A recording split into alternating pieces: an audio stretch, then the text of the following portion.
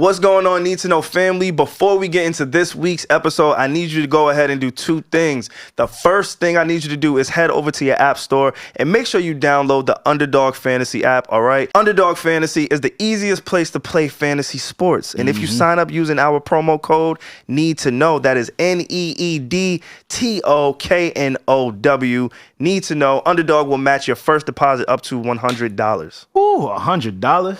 Yeah, That's man. nothing to play with, man. Listen, I've particularly loved Underdog's Pick'em game this NBA season, all right?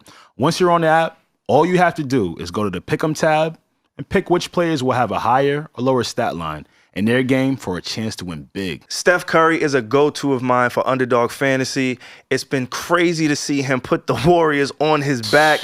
Clay, he been struggling a little bit. Draymond, you know, he been choking niggas. Like, he's just been going crazy. But he will still need some major help here soon if the Warriors stand a chance against my guy, Domantas Sabonis of the Sacramento Kings, and Anthony Edwards, the #1 seed in the Minnesota Timberwolves. Yeah, man, those are some hoopers. Look, over in the East, I've been very impressed with Donovan Mitchell. When I'm on Underdog Fantasy, I usually select higher on Spider's stat totals. Yeah, so with Underdog Fantasy, you can combine some of these players and more to assemble the perfect pick'em entry. Y'all know how I do when it comes to these sports fantasy games. We do not miss here on the Need to Know podcast. Shoot So us. please, we're going to get to the episode right now, but before you do so, make sure you press pause, download the Underdog Fantasy app, and use the promo Need to Know. You could probably see that somewhere right here, up there, over there. I don't know, but it's definitely around, and they will match up to $100. Make sure y'all get that popping, man. Let's get it.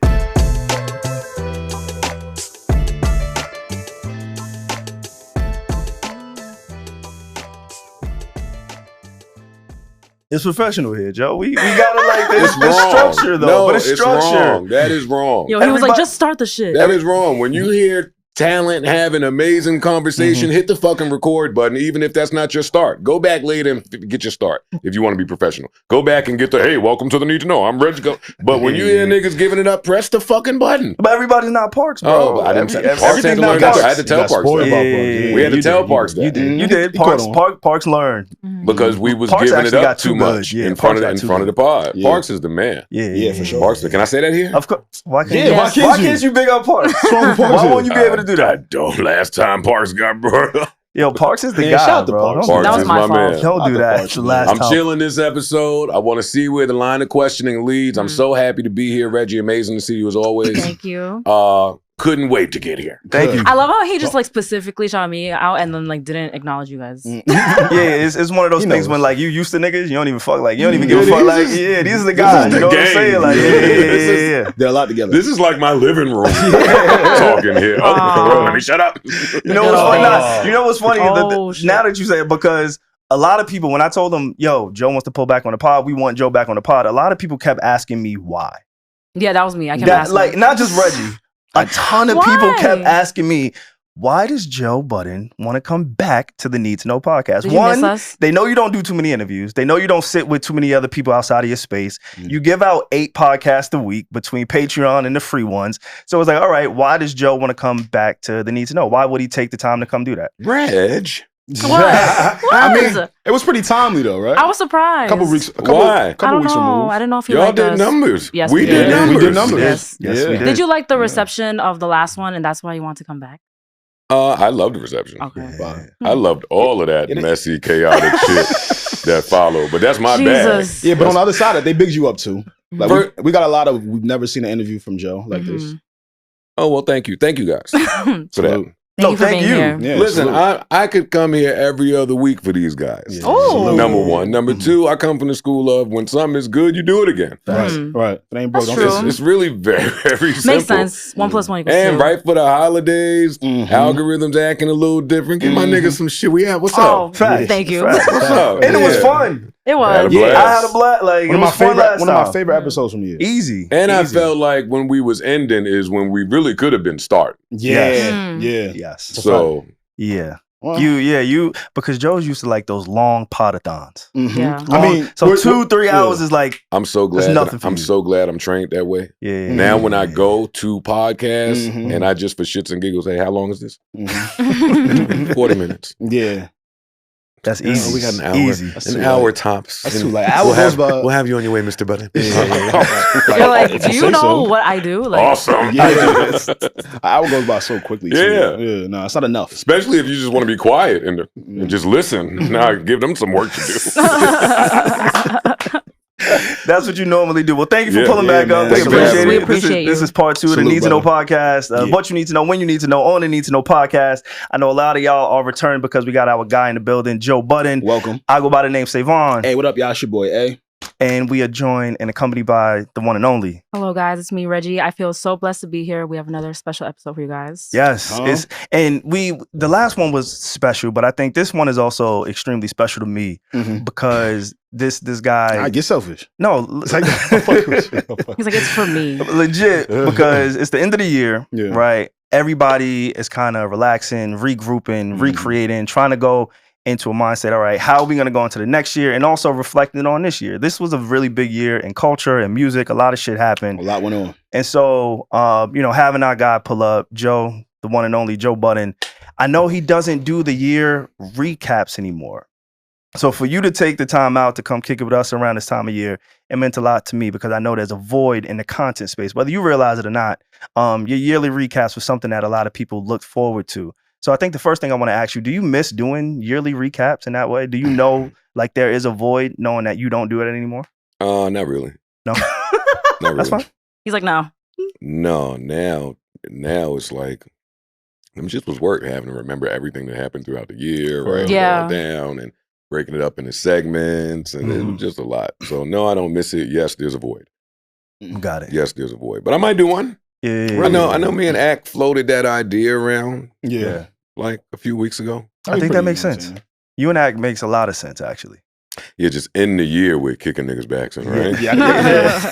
Second one. Because my list of We'll get people right that to did it. well this year is short. Like I think this year has been a horrible year for In terms of doing For, what? like, everybody? Music or in the Music. entertainment space? music. Okay. All right. And Just that's both rap and R&B or just Predominantly hip hop. predominantly hip hop? R&B, I think, is in the best space ever, but you only know that if you're an R&B lover. If you're That's on a the fact. head, yeah. That's a fact. Like you only know that if you know who to look for, and if you know where to look for. Mhm. Like the other people, like the radio playlist people. Yeah, because R&B is flourishing in like the younger artist like space. So you really have to go looking. So yeah. I was talking shit to the DJ in the spot last night that I went to, and he's rock on. He's an amazing DJ, has been for at least 25 years in Jersey. Yeah.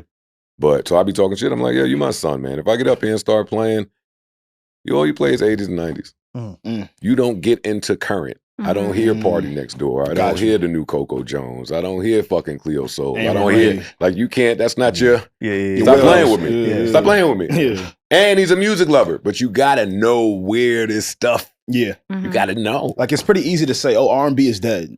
But have you done a deep dive to actually pay attention to all the new all the new people in the space? Yeah, How could you do that? How could you say that? yeah, sure enough. Yeah.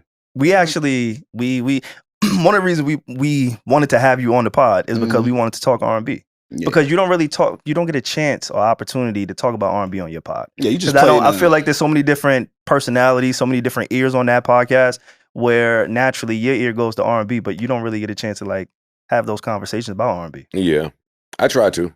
Yeah. I try to, though. But nobody seems to be as interested as you in R&B. I don't know how much of a music-based podcast it is, though, anymore. That's kind of what I wanted to ask you. Do you feel like the podcast has turned into a different sort of podcast in terms of its topics from years previous, or Yes. even the top of this year? Break that down. Yes, 100%. For me. Well, the baseline, all right, the common denominator between each of the previous iterations, Marty included, was music. Yeah. That was the baseline. Mhm. So you cannot speak the whole week and come back and know that everybody is on the same page because it's rooted in the music and the industry and what's been happening. That's not the case today. Yeah. Like when we don't talk for the week and we come back, he might not have heard this album.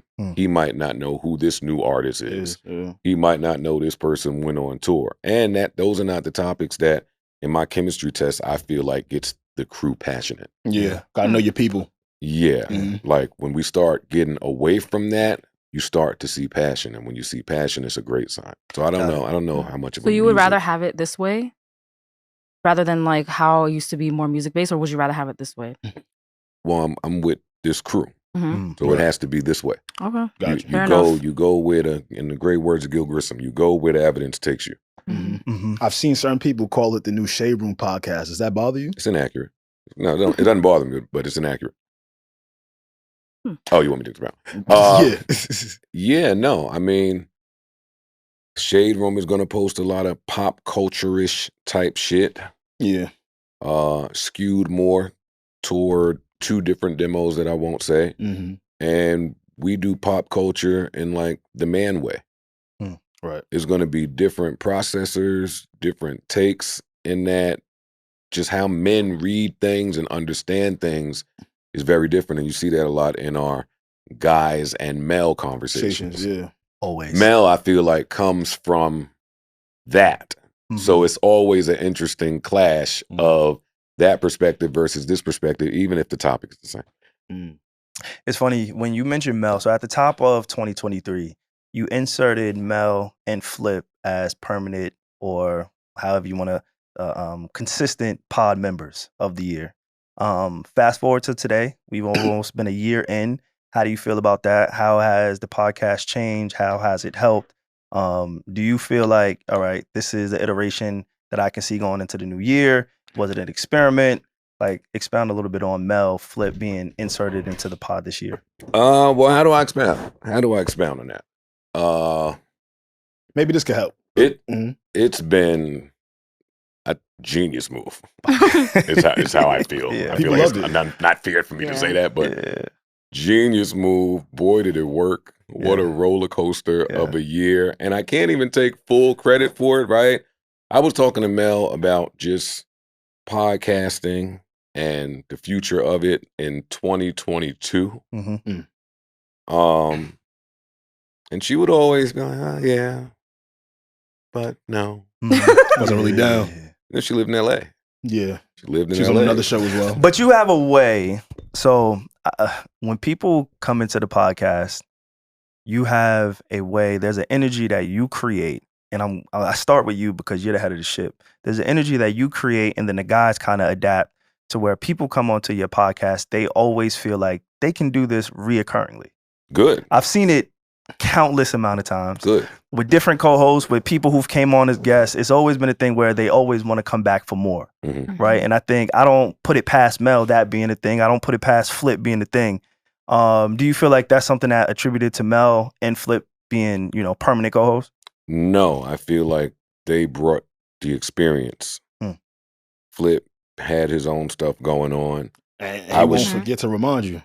Yeah, but I mean, I was shocked that he would be able to commit to this gig, adapt, show the ability to be led, right? Like you got to change a lot of shit when you in that leadership role, and he was willing and able to do that. So when he was available, I jumped at it. Mel, I always thought was just full of shit. What do you mean by that? I never thought that she would pick up, move to New York, Damn. and sit on that couch twice a week. I just thought, in theory, it was good. But then she did it. So I was like, oh, shit. Oh, shit. I never planned on Flip and Mel together. Gotcha. I just know I wanted to continue the chemistry test. Yeah. We needed to throw some shit in the game, whether that be a strong, powerful woman with some history and some experience, or just a live wire dude. And they both came around the same time. They both kind of helped each other usher in this new phase. And shout out to Ice and Ish and Parks for just making it a very seamless transition. Yeah. Yeah. If you had to give the Joe Budden podcast a report card this year, what would you grade it? Oh man, I would have to say a A-. Okay, that's pretty good. Yeah, that's very strong. Yeah, I would say this has been our best. It's been one of my best years ever. What's your gauge about it? I'd love to hear it. What's your gauge? Is it the numbers? Because you say the numbers don't really move you. So what's your gauge? Is the engagement? Well, numbers have to move. You're in a business, right? So Right. the numbers have to do something. But numbers combined with chemistry, combined with morale, combined with how tough this is to do. Like, I mean, y'all was there. Sometimes we would go in and it would just be a tough day to get through. Yeah, for sure. Today, the process is smooth. It's smooth for everybody. So, yeah, this year has had ups and downs, a lot more ups. This year, I've had, I've been able to bounce off co-hosts more this year I've noticed that.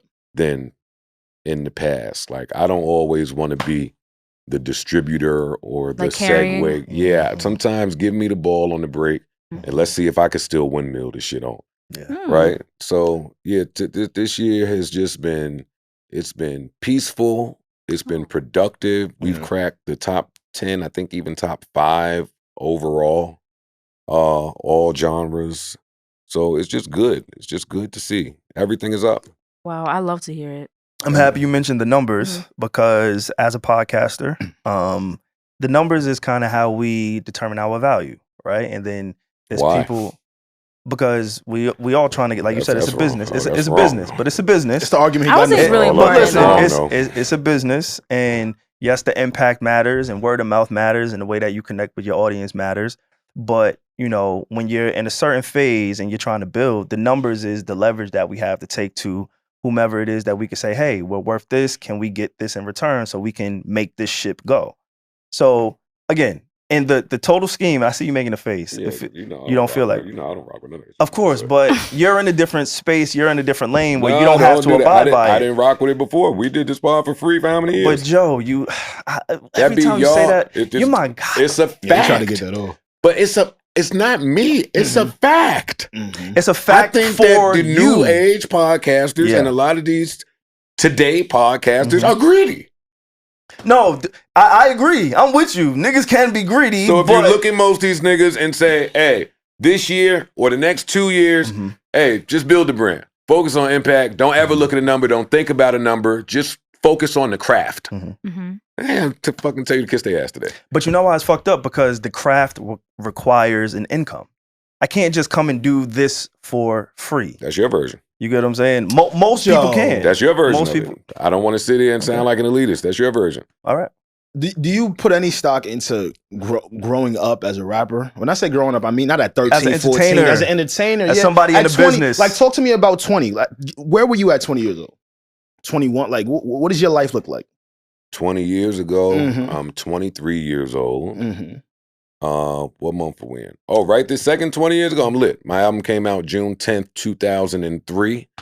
Oh, you super late. Yeah, I'm right now. Yeah, right this Hold up, second. do it 22 Damn. years. Wait, fuck that. Outta 22 here. years ago, I not just this sold second. 100,000. I'm doing shows. I'm on tour. Yeah. Like, I'm getting R&B features coming now. What a time. Oh, God. That clubbing joint. Oh, God. That clubbing joint. Oh, yeah. Very next. Stop playing with them. 20 years ago. All right, so let's do 21. 21 and a half years ago. When before Pump It Up, before clubbing, before I fucked it all up. you fucked it all up Fucked by it all trying up. to figure it all out. I didn't know shit. I didn't know shit. Didn't have any information. And most of us with these microphones don't know shit and don't have information. I don't know why y'all took me to 21 and you about to be 30. That's true. I'm so confused. That's true. I'm mad for the. How old are you? 27. You like Benjamin Button? Yeah, you niggas old. But podcasting is new. But go ahead. This Listen, space it's is tough new. for a podcaster to go to work for free today with inflation. It's a different time in the world. Yes. I get it. I get it. Yeah. Also, you niggas is greedy, but I get it. No, there are a lot of greedy people out there for sure. Yeah. But going back to you and going back to your numbers, there were some numbers that you put out, and a lot of people question them. I'm here to debunk anything that anybody is questioning. Who questioned them? You didn't. I mean, I you're on didn't Reddit. hear You're on Reddit. I'm on Reddit too. I don't. Oh, yeah. But you be on Reddit. I'm on Reddit for the entertainment. I don't listen to nothing them niggas say as like a real thought. But you see But it. salute to him. Yeah, but I didn't see them even argue that. Okay. Well, there was a lot of people. There are a few people who look at your numbers and they say, this is inflation. It's not real. Ian is fudging the numbers. Like I've seen it. And I laugh at it because I'm one of the people tasked to accumulate some of this information to put it together and say, hey, this is it. And I also want to shout out Kieran and Tanner because they helped me put these numbers together because the numbers are so fucking massive that I can't even do it alone at this point. A few years ago, when the podcast space wasn't as big, when the numbers weren't as large, sure, I could do it by myself overnight. Yo, Joe, I'm gonna get this to you in the morning. Give me a few minutes. Boom. Today, Yeah, Ian told me as I was rushing him for the graphic. oh, okay, yeah. I believe it. But we're pulling from so many different places. There's so many different fucking commas in these numbers. It's like, dog, I didn't go crazy. to. Let me figure this shit out. Good. Thank God. But when you see all the numbers, and I want to ask you about both. I want to ask you about the audio and the YouTube, and we can start with the audio since that's what I'm a little bit more familiar with.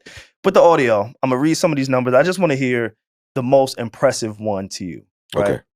So we got 87 episodes in the year 2023. These are regular episodes. We're not including Patreon. If we do include Patreon, we're going to double just at least the episode entry, right? But we got 87 episodes, 156 countries, 3 hours and 3 minute average of a podcast, right? That's insane. It's a high retention rate. Long. Very high retention rate. 81% average completion. So out of those 3 hours, people are averaging 81% of his podcast. 2.3 million listens per week. And God, I can't even say that number. What's that, bro? The last one. My math is pass the Regi. That's our in-house journalist. The number is fucking like that's our in-house journalist. Number? Yes. 111 million. Yeah, that's our in-house journalist. There we go. Yeah, 436,520. Out of these numbers, what is the most important or impressive number to you? They all jump off the graphic, but I mean, the average time, I was shocked when I saw that. Every week I go in there and say, let's not do 3 hours. And it's always 3 hours. Yeah. Somehow. And then the fans get mad when it's not 3 hours. Like, I'm gonna fuck myself. They feel like they're shorted. Yeah, fuck myself. Yeah. Everybody else in the top 10, the niggas putting out 30-minute episodes, 12-minute episodes. Here I go, 3 hours of this. Yeah. So yeah, that jumps out here. The retention is always... That's the one. 81. I think that's the one. Yeah, I was gonna say that. I think 81% because it's ridiculous. I know you say you don't read the Reddit, you don't give a fuck about the Reddit, but even on Reddit, there's a lot of people who admit to like falling off at the sleepers. Yeah. And then even as a listener myself, sometimes I might listen to get to the sleepers, then I'll fast forward. But I can imagine there's a lot of people who cut off at the sleepers. So in a world, I'm like, all right, let's say he didn't have the sleepers. And I know there's a lot of people who appreciate the sleepers too. So it goes both ways. Yeah, it goes both ways. But 81% listenership to a podcast, I think that's really impressive. And I don't think you talk about it enough. I don't think people really understand what that number is and how it plays in the scope of not just like podcasts, but entertainment, right? A lot of people like to question you about your value and your place. We also going to talk about ads at some point because we see you've picked that up. But a lot of people like to question that. I think, right. I think pick that up. Understanding what when somebody's giving you content of 3 hours every single week on average. Yeah. And twice a week. The audience, the massive audience is able to get through 80% of that. That's like unheard of. You know what I'm saying? Like, think about your favorite TV shows. Right. Think about the things that you stream on Netflix and all these places that you might watch something or listen to something on the average. And it may come out once a week, and then it goes on break for a few months, and then it comes right back. But the consistency that y'all show, the retention that y'all have, there's real power in that. Yeah. And when you say it, people just say like, oh, he's arrogant, right? He's this, he's that. But somebody who knows the space and the knowledge that we kind of have, it's like, no, those are real. Yeah. That's real buying power and real moving ability in this space. So the 81% for me was that was the number for me on the audio side. And that's ridiculous. Yeah, what? If you know podcasts, you know how ridiculous that is. I wanted to ask you if you consciously have made the effort to, my favorite part about the pod now is that little 10, 15 minutes at the end where y'all just kicking the shit.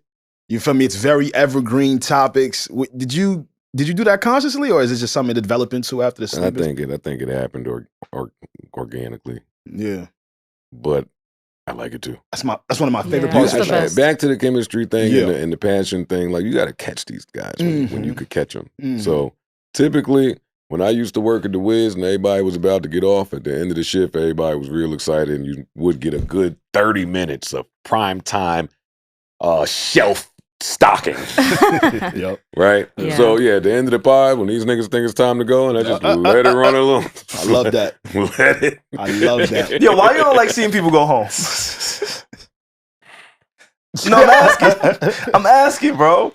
Why don't you like seeing people go home? Work. You just like the work. I just like to work. Workaholic. I like to work, and we in a field where we in a creative space. Yes. So it's like, if I'm in the studio for a block of time on a Monday, and in the first 11 hours, I don't get a song, not a thought, not a hook, not a nothing, and I just go home.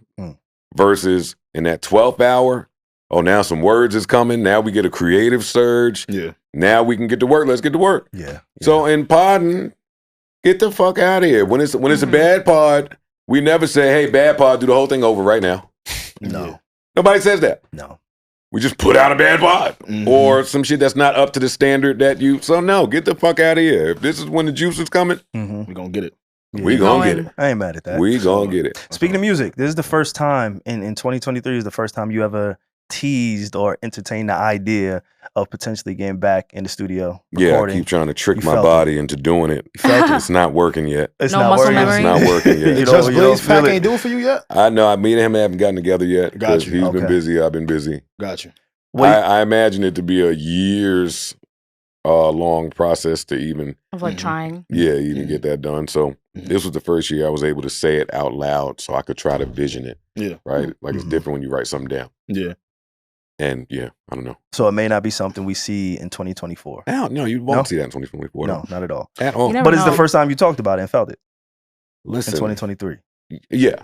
Got yeah. it. Yeah, for sure. This year, Andre 3000, he did a few interviews, and he mentioned how he feels like there's not much for him to speak about.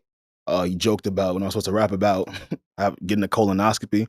Whenever you do decide to get back into that mode, do you feel like it's gonna feel that way too creatively? Like, what the fuck do I talk about? I was so shocked at 3K when he said that. Me too a little bit, but I understood. Like I'm in the middle on that one. On one hand, you Andre 3000, you know what it's like to be hot and on fire and sought after, and you know what that's like at the highest levels. Yeah. For those people, you don't really look to do that, rush into that again, right? Like I like the calm that comes with what I do now. I like being able to go home and have some shit that's only for me and the fans and not just waiting to hear what I'm going to do with it. Like, But on the other side of that, once I actually sit down and prepare to write, well, let's see what there is to talk about. Right. Like Sum it up. discovery. It's discovery. No, I don't know what I'm going to say, but I can't wait to find out. So it's one of those. I'm torn on that. I think is where you kind of separate yourself from a lot of the other artists, the former artists who have podcasts. I think there's a lot of anticipation around what it is, the music that you will put out, right? Like we don't got to name names, but I think you do have counterparts who do podcasts and are also rappers or have rapped or whatever the case may be. And a lot of what they say, people accept it for what it is, and they're not really yearning for music as much. Where I think you have an audience or a following that really want to hear your thoughts on top of music. I can see that. As much as you give us in your podcast, I think there's another element, there's another layer in your music that you reach and you connect with people and things that you could talk about that hasn't really been spoken about, right? Okay. Like, so I for us, right, through this year alone, we've all been through transitions, right? So you've added to your podcast. When we came into this year, we had 4 members of the podcast. Yep. The mixer was kind of up in there. So half of this year, we didn't put out a podcast. We That was legit, rough. it was a was dark it was time. crazy. 3-4 Yeah. months? When we think Yeah. about where we were in January to where we are now, it's just like a complete 180. Like I can't even believe it. I was It was ready to crazy. quit. Legit. He gave us 90 my days. He was God. like, if we can't Legit. turn this shit around in 90 days, it's Yo, over. I was this like, nigga- what the fuck? This nigga called my Yeah. phone Come on like, back home. this nigga called my phone like, yo, hey, yeah, we be trying, man. Like, I don't get it. Like, what's up? I'm like, yeah. What didn't he get? What didn't you get? It was bad. The morale thing that you talked about, the morale just wasn't there at the top of Can the I year. say? I feel like There was at one point, I can't speak for Alex because I don't know if Alex has said this, but SaVon definitely, there was a series of meetings where SaVon was kind of expressing that he was feeling like a little burnt out. I feel like the tasks at hand, they weren't distributed well. And then we were all just kind of feeling a little burnt out. No? Is that inaccurate? I think that was one part of it. And I also just, again, it's like in sports with the locker room, right? If everybody's not on the same page, it's hard to go chase that ring. Mm-hmm. It could just be one important cog. If that nigga's off, this shit is just not gonna work. It like you know what I'm spreads. saying? Yeah. And so that's why you don't get a ring. Yeah, exactly. So I was just of the mindset of, look, we've been doing this for a while. We've been trying. We got all the resources. We are here. There's a lot of people who wish that they were in our position the same way we look at other people and say, hey, we want to get to that position, right? And I feel like we had hit a glass ceiling. Got it. And I didn't know how to move past that as one of the leaders. Alex and I, we do this shit together. But for me, how I was feeling at the time, I'm like, look, we're going to relaunch. So from February to about May, we didn't record a pod because I didn't know the right branding, the right marketing. I didn't have the right producers in place. Like, I can't be producer and host. Yes. I could be producer on like the tasks, JBP, right? Because that's my, hey, SaVon, do this, nigga. Like, you ain't got to do nothing else but do this. But even knowing your audience, not to cut you off, I'm sorry. Go crazy. One thing that we paid immense attention to throughout the comeback was, all right, dog, on Apple Music, on Spotify, we're listed as a music podcast. During that time, for some reason, we had all decided to pivot, talk about evergreen stuff. Which is dope. We enjoyed it. Like, we like relating to people. But our audience probably didn't want that from us as much as they want the topics that we discuss now, right? So even understanding that in the process. Yeah, we thought like the evergreen shift would be, we thought it would work. Like, we would talk more about like family, dating and shit like that. But then once we were like done with that and we went back to the topical shit, that's when it like soared. It jump started again. Yeah, so for me, I came in here and I was like, look, we got 90 days. We're going to relaunch in June. 90 days, if we don't see nothing, I think we just, we maybe I call Joe and get my job back. Like, I don't know what's going on. I have no idea. But, within that 90 days, we had incredible amount of growth, right? The mixer sold out. And then Ish, shout out to Ish, he was our first guest. And then with that, it kind of just snowballed into everything, right? And so just reflecting on the year from that point of view, I didn't really know what we were going to do. And I know, seeing you in real time, you've had those moments of, all right, now we got to figure this shit out. Yeah, I'm so shocked to hear the story from you after watching me. Right. No, for sure. Right. Absolutely. Right. But going back to Alex's point, I think there's a lot of cachet that you bring into the podcast space, right? There's a lot of, going back to like what I said about your music, there's people who are waiting to hear you in a rapper form. In that art form, that they don't even listen to your podcast. Like, do you realize there are people who only want to hear Joe Budden, the rapper, and not the podcaster? Yeah, it's just a small number. A smaller number. I don't think it's a small number. Well, I'm comparing it to podcast people. Got it. Those people, they be like, oh, Joe, come on, now you retired. Now we need some more. Cool, and thank you. Yeah. But it doesn't move the needle for you in that way. Not today. Rapping is me rapping today is selfish. Like, to you, it only takes care of me. Oh, okay. There's no one else that helps. Well, what about the listeners? Artistically, the listeners out there. Okay. But I'm speaking for, listen, I got 20 years of that. So now I'm speaking for legacy and my kids and my family. Yeah. And it's about my people, the people that we're able to staff, the people that we're able to help develop and build and grow. It's not just hey, Joe's going in the booth. Joe's the only one that knows how to rap. Joe's going to pick this beat. Joe's going to distribute this. Joe. No. Seriously. No, it has to be greater than me today. And it is. Yeah. Another person we interviewed this year was Elliott Wilson. Definitely enjoyed our conversation with Elliott. After our conversation, I could have sworn he just got it. Yeah. I don't know what happened, we had a beautiful conversation about the youth and his place, and because at that time it was after he called out like Bobby, and it was like that era, and we spoke to him about it. I feel like we made Bobby progress. Yeah, we're like, Elliot, you understand? It looked good. I don't know what happened. I don't know what happened since then. I don't know what occurred. He did it again. See, the things with Capricorns, right? Oh, that's your. Oh, tell me about your people. What does this have to do with that? No, but it is a thing. Nah, but tell me about your people. Sometimes we hear shit, but we don't really hear shit. Huh? We hear shit, but we don't really hear shit. Oh. I think Elliot just was here entertaining us a little bit, Word? but he didn't give a fuck about what was going on. You don't think so? Nah. You don't think any of our conversations stuck with him? No, I don't. Sometimes it takes a while to learn the same lesson. That's true. Do you think he learned his lesson I this think time? he totally understood when he sat with y'all over the Bobby shit. But I also think he has just this competitive nature in him. SaVon is the same way. Nori has it as well. Mm. I have it, but it doesn't manifest in that way anymore. Yeah. Like, I'd be happy for niggas. Mm. Especially if they're talking to somebody that they really want to talk to and I have already spoken to. That's where these niggas be getting me. Like, Nori got mad all year at people getting other interviews. He was tight. And he went right to his Twitter. Yo, that's fucked up. You went over there. Fuck with the culture. He said that shit about Hov and Gayle. Yeah, that's crazy. Nah, that's Talk about me. Yeah, Nori is dead ass. He don't play about that shit, but I feel him. So Nori, as somebody who has, not Nori, Elliot, as somebody who's spoken to Nicki a few times. Yeah. As someone who's of a certain ilk and stature of the game, like that comes with a certain arrogance and privilege. Like you expect for some of the A-list artists to stop by when they're doing their shit. Yeah. If you don't speak to them in 3 or 4 years, that's fine. But when they're on rollout time, I just know I'm gonna talk to you. So when that don't happen, and then you see these niggas playing video games with this little young nigga. They dance, sturdy and shit. And Elliot in the crib like, oh, you motherfucker. He can't contain it. He don't know what to do. Yeah. I see that shit on my phone. Just scroll on by. Right.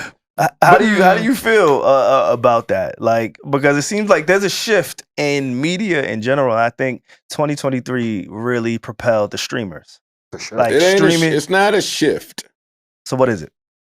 It's more inclusive. Okay.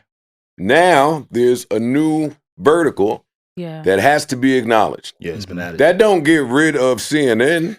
That don't get rid of me. Yeah. Everybody's that don't get rid of Vlad. Like everybody's still important. But now there's more. Open the door and let them in the house. Exactly. You don't got a problem with Kai Cenat, right? Not at all. Okay, I want to be clear. I got a problem with that shit he did in Times Square. Not Times Square, Union Square. Union Square. That's the old nigga in you, yo. But again, if you're from New York, you know how packed that area gets. Now that's the old head in you, bro. So you're not an old head, and yet you understand. Oh shit! Wait, what? You just said, yeah, but it's crowded over there. So you do understand. I understand it. Friday, Halloween time, or whenever that was, something was going on around there. One of them holidays. Yeah. Nah, because you don't do that in New York. We already dealing with congestive pricing. We trying to, it's overpopulated, dense as it is. You in Atlanta, you are extremely popular. Cool. Find a better way to do that than fucking up the streets of New York. And this but is a that's not giveaway, personal to him. No, that's not personal. That's why I wanted to ask him. That's why I wanted to ask. I fuck with him. I love that shit. We need that shit. I would never have Offset come spend a night in my house. That was amazing. There's none of the rappers that I'm not gonna do it. I'm not gonna do it 24 that don't hours. mean Somebody will. Yeah, that don't mean I don't want to see it. Right. I'm never gonna spend the week in the jail. Yeah. The prop jail, and have these niggas come and do like this kind of hip hop Hamilton of jail events. I don't have the energy. Ain't enough Red Bull in the world to get me to do that. Well, Kai's gonna do it, but somebody has to do it. Elliot ain't gonna do it. I don't want to see that. Yeah, that's what confused me about what he said this time. He said hip hop journalism, and then posted the screenshot of like Nicki twerking on live. But like no one said Kai's stream was journalism though. So that's why that confused me. And like you said, like journalism is still around. So overall, I just feel like this was a weird incident that happened with him. And I feel like I feel like a lot of people, it didn't make sense to me. Yeah. I feel like a lot of people that come from the jail system or understand it, have people involved. They were a little critical on Kai Cenat, which is fine. Granted, I get it. They have people they know in there. But one thing I was thinking about, you said it last time you were here, the kids don't really know shit, right? So how do I expect for somebody that's not even 25 yet to understand like what he's doing in terms of content. It's irresponsible. Yeah, he wouldn't know at that age. Like, yo, me reenacting jail It's kind of could come off as a little bit fucked up. irresponsible, but he hasn't got there yet in life, right? So I was just so confused why they were trying to get on him. Like, yo, he's not an adult for real. I mean, no, you got to allow people to learn. Yeah. You do. Yeah. He's only what, 22? I think he just turned Yeah, 22. turned I think he's young. Yeah. So he's super young in that. He lit out here. He is. As far And we as streaming need that. goes, we do. We Yeah. do. I can't stress that enough. Mm-hmm. Shit, we was talking about Nikki. If you're Nikki, who is however old she is, but probably somewhere around my age, Yeah. and you want to reach the people that are that age, then now we know where to go to do it. Yeah. Right. I think that's important. Yeah. How do you feel about streaming as far as pertaining to like yourself and the network in just the future? Because obviously you're one of those people who is always ahead of the curve. I think streaming is one of those things where it came from left field. Like, I don't think we could have predicted that. And if you could, I would love to know about it. But like streaming was one of those things, for me at least, it just came, and now it's a part of the inflation of content. And how do we incorporate it if we are building a network, if we are trying to adapt? Is it something that you thought about? Is it something where it's like, all right, maybe we'll have Flip be the streamer guy? Is it something you thought about doing for yourself? Or like, expound on that. Well, streaming is streaming, and it's here now. Yeah. So if you're in this business, you do have to pay some attention to Mhm. streaming somehow. I feel like in hip hop, when we say streaming, we're only talking about like the gamers. Mm-hmm. But no, streaming overall, yeah, we got to deal with it. But I also think that not it came and went, but it came and it's a mainstay now, and that shouldn't be the concern. Like, the concern for me still is AI. Like, streaming, there was a point in 2020, 2021 where it was like, oh shit, here comes the streamers and the gamers, and they're taking all of the money, and look what the Mr. Beast and him, and it's just whoever, right? Now, then came Chat GPT, whatever the fuck it is. That's it, yeah. And AI. I feel like people need to start figuring out how they're going to adapt to that, because that's going to be the long haul. That's going to be CDs. CDs was here for mad long before it changed. AI is going to be that. Like, AI is the real disruptor that people should be worrying about. Now, I'm not saying worried about it. Oh, okay. Or you be worried about it or be happy about it. Either way, it's coming. It's evolution. Okay. Yeah. It's coming. So figure it out. Especially with the musicians, right? Like, I think this is like the fake AI I think it's the first songs? year that the Grammys is allowing for AI nominated songs to actually be nominated for the Grammys. Right? It's the first year we heard an AI song, and it was kind of hot. Yeah, shit was it's actually kind of hype. Shit was kind of sound like you niggas. Yeah. It's scary. Yeah. Have you ever experimented with AI? Did something? So there's a thing, and I think y'all talked about it on your pod, where you can say like, write a song like Babyface, and then the AI will create the song structure, vocabulary, everything of Babyface. Like, Anything I've ever done with AI, I would never reveal publicly right now. Really? 100%. Why is that? Because we're in the tinker stage. Everybody's in the tinker stage. It's coming. Everybody has to figure. Everybody's tasked with what to do with it. Yeah. I'm not going to go in my think tank and come out with my findings. Got it. Way too early for that. Way too early. Do you But believe if you know Joe Budden, you know that Joe Budden's tinkering somewhere. you believe that artists are, playing around with AI, using AI to create their Oh, for music sure. today? Yeah, For sure. I hear whole albums and know that AI did it. Really? Damn. I could tell. I could tell the difference between a human soul. You can still hear soul for me, and just computer generated, synthesized, fucking just. Can hear it. I can hear it. Yeah. That's interesting. I wanted to know some of your favorite projects of the year. I know you're primarily an R&B guy. Yeah, but would you break us down for us? I want to know which. I think Meta might be on your list, right? Oh, for sure. Me too. For sure. I mean, my R&B list is kind of short. It's Meta. Niggas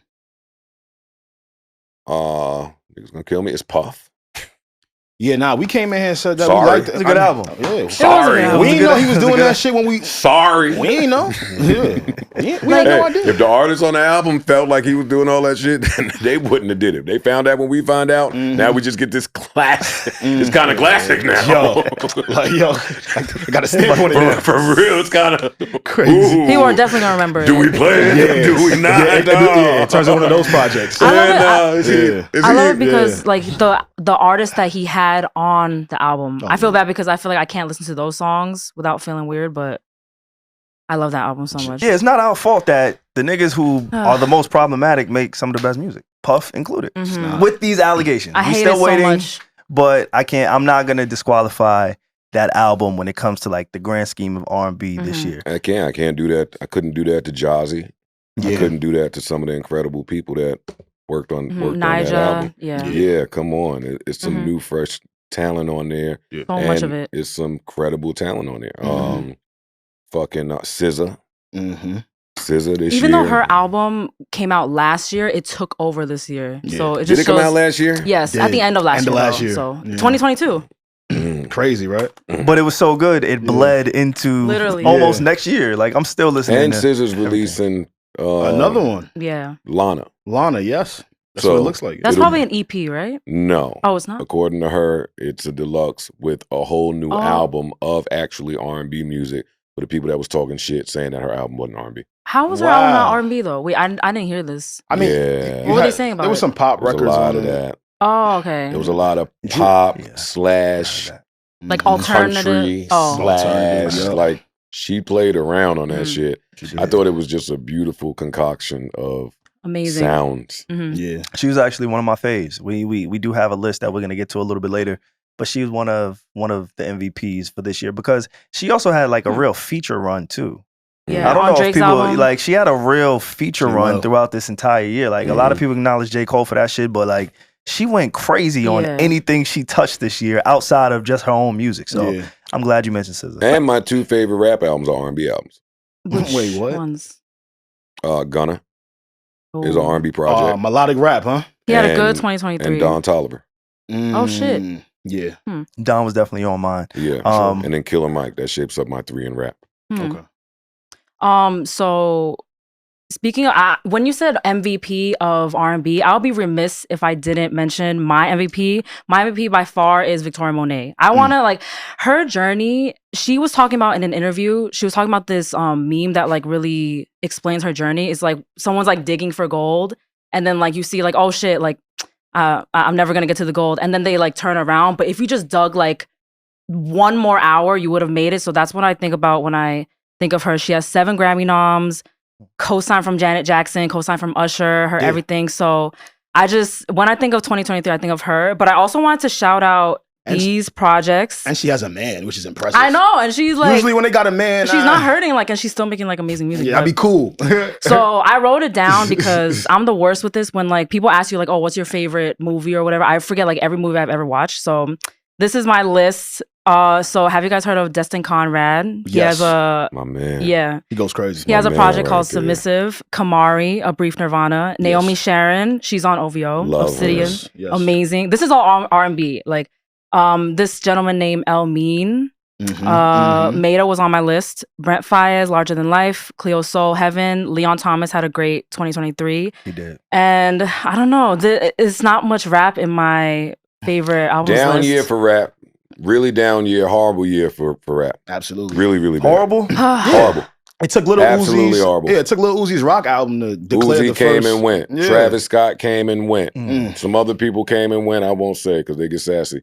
People came and went. When did Utopia die out for you? Because I think originally you guys bigged it up. I like that project. Okay. But liking the project on release week don't do nothing for me. Liking the project 2 weeks after it's released don't do nothing for me. I want to know the project that 5-6 months down the line, I'm still checking for this joint. Yeah. I'm still going back to this song. The like replay the value. albums that have staying power in my catalog. You don't feel like any rap album per se had that this year? Killer Mike had that. Killer Mike had that for me. But my problem I ran into with Killer Mike was in all of my different mind and mood sets throughout the year, it wasn't appropriate for all of them. And then I would be forced to run to, not forced to, but then I'm going to a gunner who is going to give me some introspection, also some fuck these niggas that think I read it. Also, we ballin'. Also, we with the bitches. You know what album grew on me this year? Young Thug. The Young Thug Piece Together project. There's a lot of joints on there that I go back to. Yeah, they did a great job. I'd love to hear what that sound like if he were out. That would have been one of those. But yeah, down year for rap. Oh, I gotta shout out, I almost forgot, Larry June and The Alchemist, The Great Escape. I'm literally wearing his jacket. I feel like that had a lot of replay value. And that was a hip hop album. I like it. You know how you know this year was a down year for hip hop? Metro Boomin's album is one of my favorites. Oh, shit, yeah. But wait. One of my favorite projects, and he's not a rapper. Okay, because he's not a rapper. He's not a rapper. But it was a hip hop album, though. I don't give a fuck. Y'all rappers let the producer come and out-rap the rappers. That's Even a if he good wasn't point. rapping. He constructed a better rap album than rappers. I mean, it says something to me. I think for the rappers, for me, at the top of my rap list, I think Offset had a really good project for me. I like the packaging. I like the album. I like the music, honestly. It comes with the music. I do like the music. I like it a lot, too. Now she's stepping on it now. But that don't change the music. Do it change the music? A little bit. A little bit? Just a little bit. But it's fire. All of that Offset shit is fire. It not change it, but it overshadows. It it takes away. Now you just go online and see all these people talking shit about Offset's personal life, which is none of their business, out rather than this amazing body of work that he put out. And I'm gonna show out, man. If you guys are having difficulty selling over 50K, hell yeah, I'm gonna be hype as hell if I'm Offset. What? This is he had a year. He definitely did. He had a year. They counted him out. He lost his brother.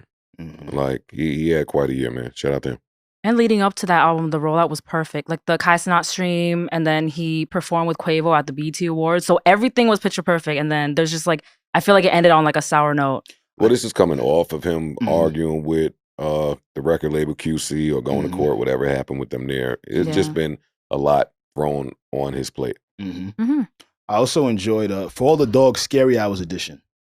When I add the regular For All the Dogs and that deluxe, for me in terms of rap, that is probably the best album.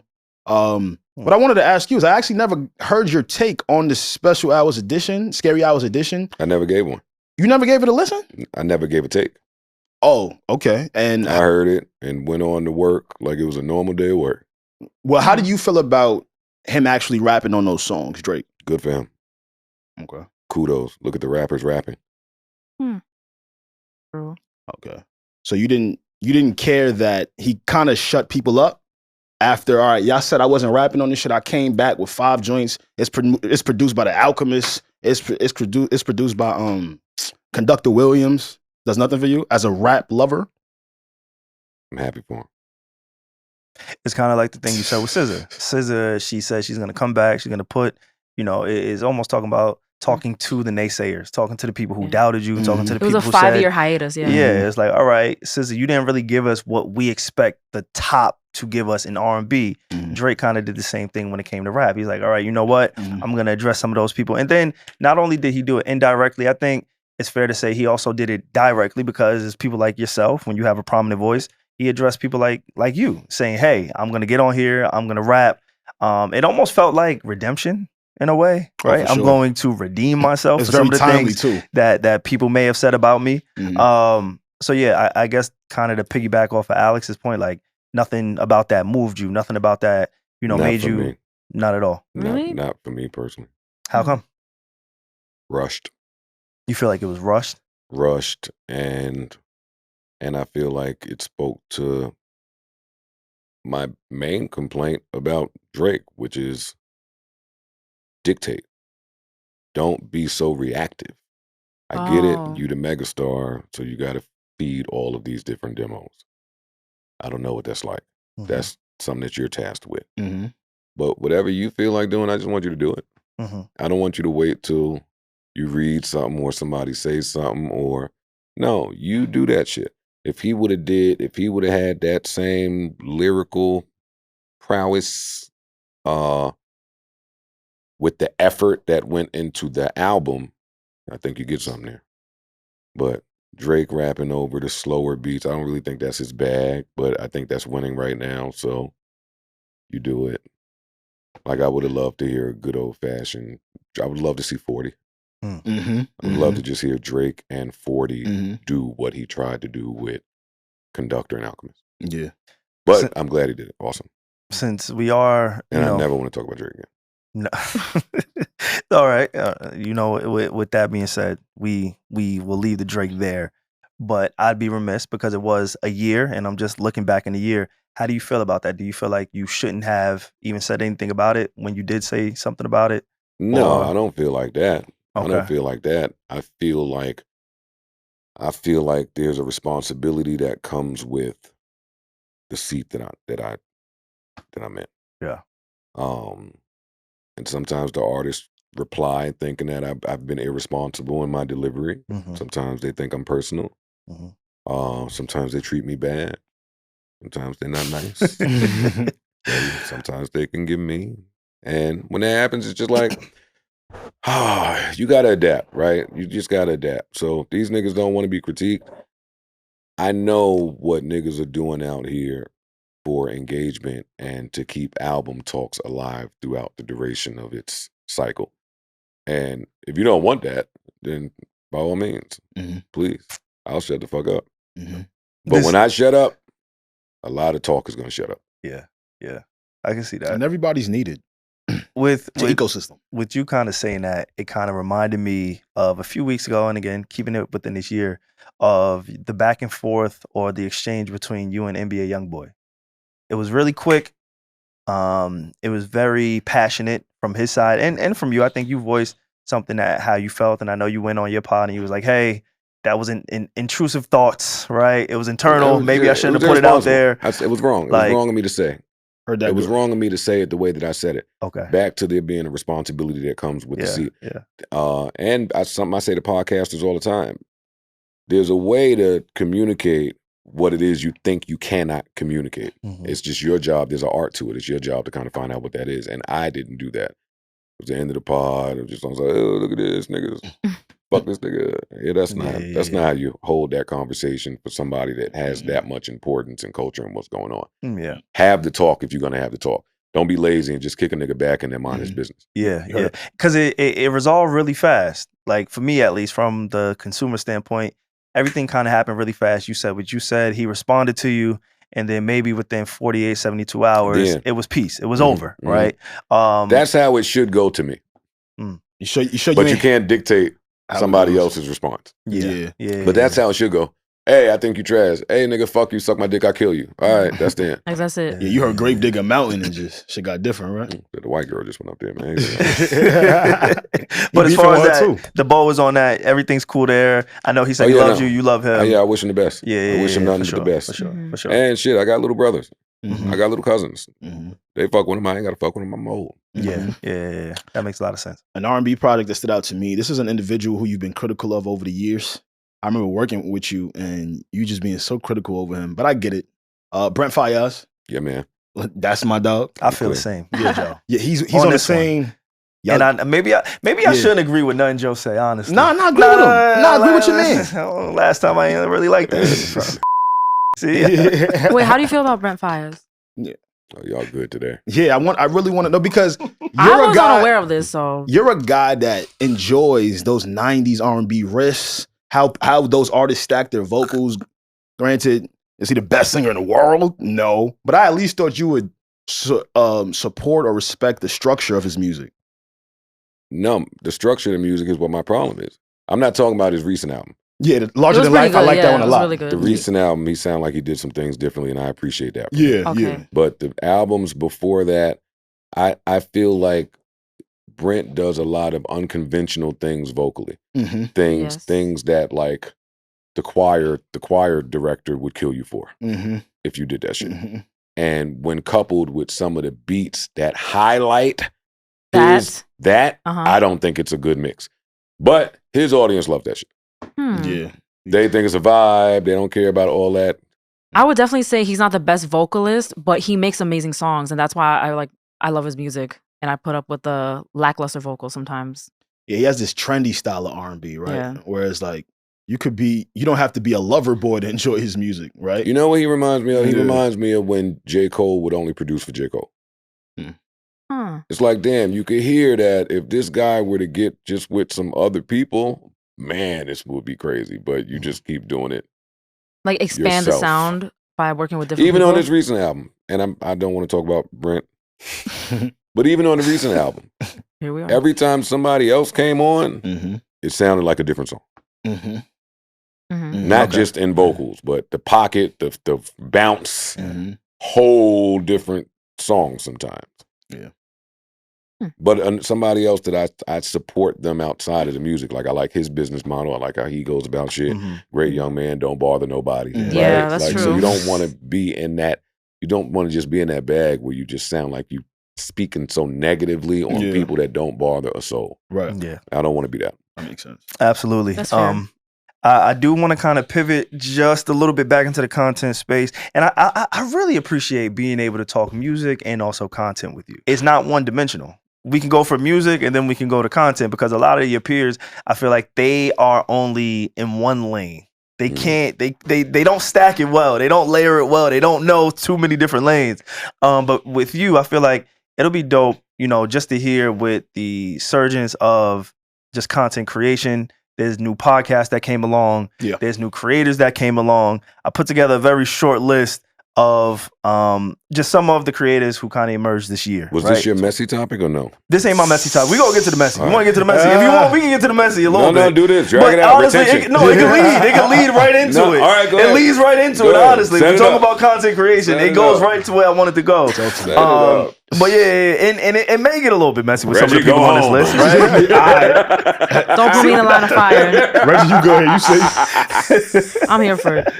No, I just wanted to hear your thoughts on. So I had a list of the most improved podcast or content creators, and you don't even have to give your thoughts per se. But I did come up with a list that I seen. There's been an influx of these people. I think Kai Cenat is one of those folks. Funny Marco. I had Bobby Altoff. She was on that list for me. It Is What It Is was on that list. Theo Vaughn and Charleston White. Now, again, I don't expect you to have an opinion on all of these people, but I feel like you being one of the people who's been at the forefront of media, of content, of independent content, a lot of those people on that list, they emerged this year. They had like their breakout year. When you see names like that, some of the names on that list, how does that affect you? Does it affect you? Is it something where you're like, you know what? Let me kind of stay ahead. Is it competitive? Like, what's your thoughts when you hear some of those names on that list? None really. I'm happy for all those guys. Okay. all great shows. None of it affects me, and I think that's the part that I'm most grateful about. Really? Yeah. He's in his own lane. Yeah, I don't have to. There used to be a time where I had to wake up and contend with the new hot guy on the block. Like, as I'm still trying to develop. I think that's the root of me and Taxstone, actually. It's just us having to deal with one another while we're in the space.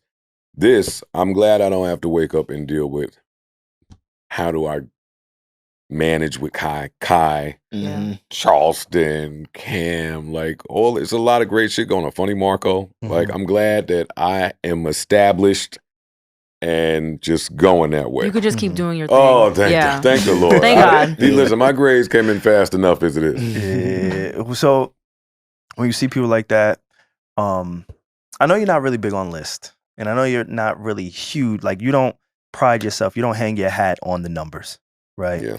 But it'd be naive to not acknowledge it. Gotta look at them. And so the last time you came on our pod, the charts. And honestly, we always keep up with the charts. Like, we're really proud of the space that we kind of fluctuate in when we drop a podcast with or without a guest. We're always in like the top 20 for music podcasts, Okay. which is a big deal for us. Oh, yeah, 100% sure. independent. We've been doing this for a long time. We in the likes of some of the biggest people in the space. So when I see myself or we see all of us within the top 20, it's like, all right, cool. It's a badge of honor. Let's keep going.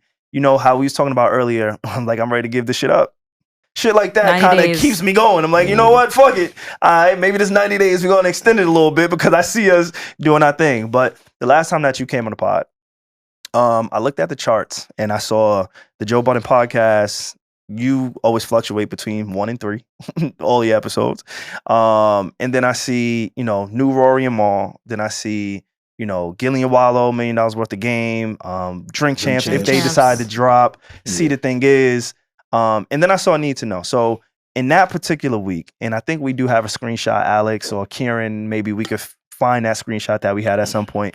But for me, I saw the tree or the lineage or whatever you want to call it, the fruits of the Joe Budden name podcast network. Joe Budden, then we get New Rory Mall, then we get See the Thing Is, and then we get The Need to Know. And now you, somebody I know, you see the charts. I'm pretty sure I may have even sent you a screenshot like, holy shit, this is crazy. He was hyped? I was like, nah, this nigga's... That's nasty, Because it might be nasty, but it's the truth. I don't give a fuck. It happened. Like, it happened that week. You hit that nigga and said, yo, look. I'm like, yo, this has to be a sense of something for you. Yeah. So Like, when look you at us see go. that in this content creation space, like, how does it feel? Because I think it's one of those things that go unsaid. Like, we don't talk about it for whatever reason, whether it be a respect thing, whether it be, we all try to play this game where we're so cool, we don't have to acknowledge what's said, or maybe we act like we don't see it. Yeah. But I see shit. And I'm going to talk about the shit that I see. So when you see certain things like that, like, how does it make you feel in this day and age of content? It feels good. It feels good. It's bittersweet. That's what I'll say. It's bittersweet.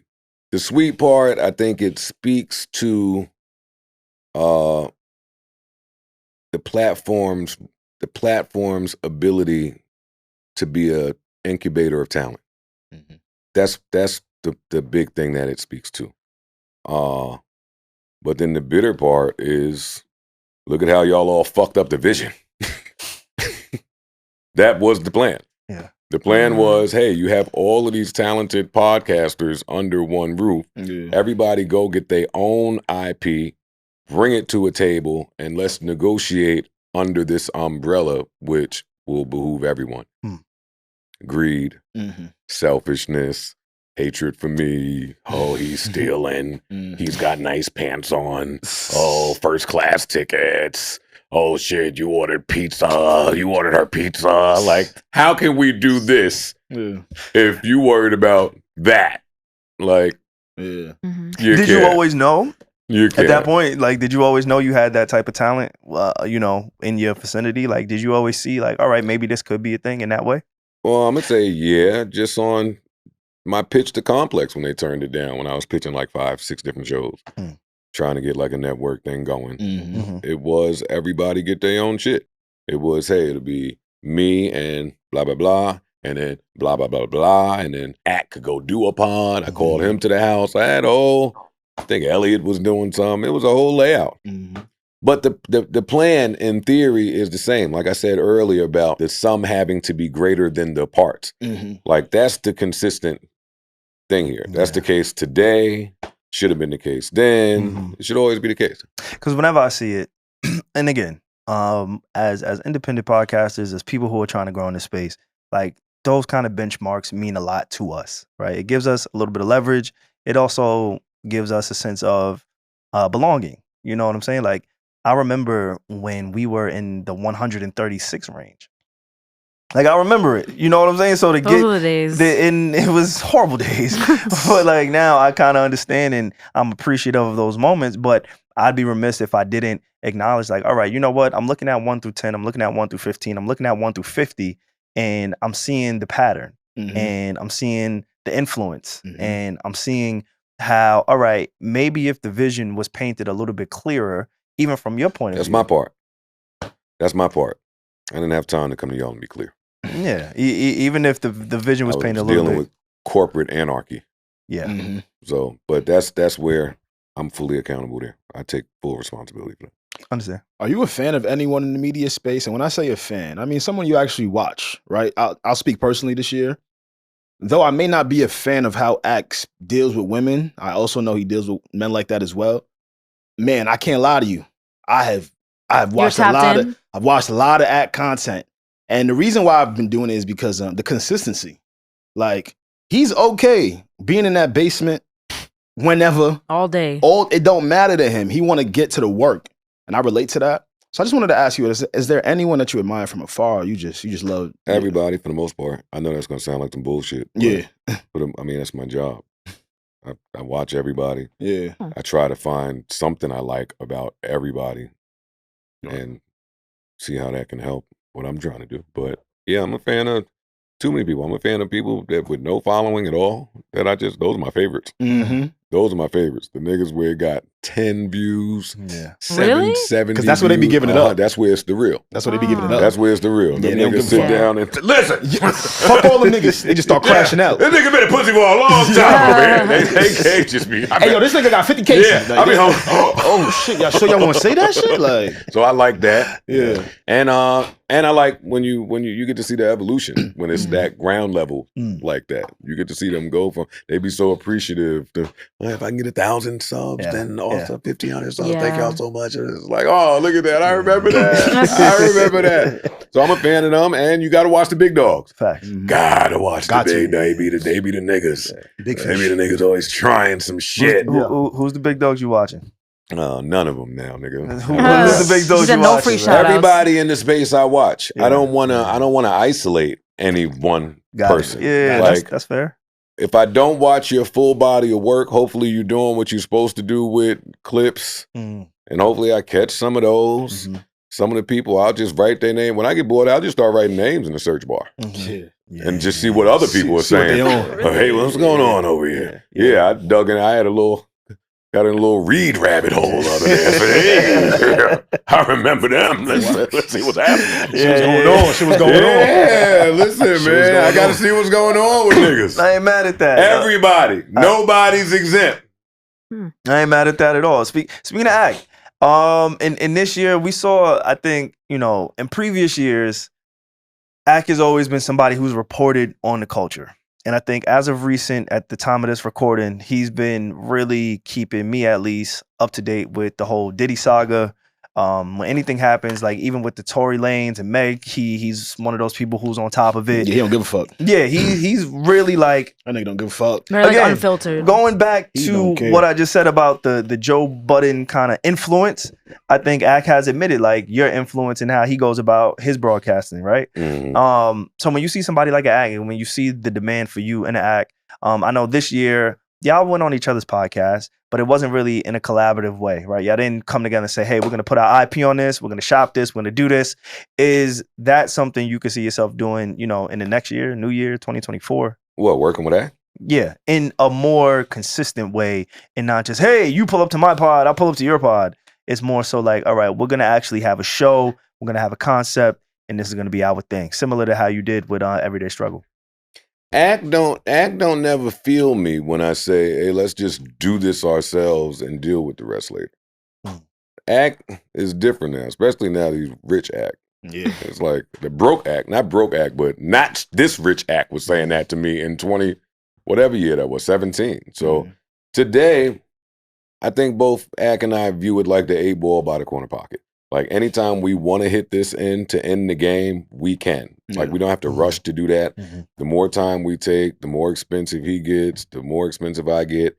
The one thing consistent with Ak and I, though, is our ability to be consistent separately. Yeah. Like he's the only one I feel like that either matches me or will outdo me just in slicing it up and hitting all the topics. And now I got this many pieces of content out today, tonight. I'm back in the morning. I'm over. Like it's just Ak is wild. Yeah. Ak is wild.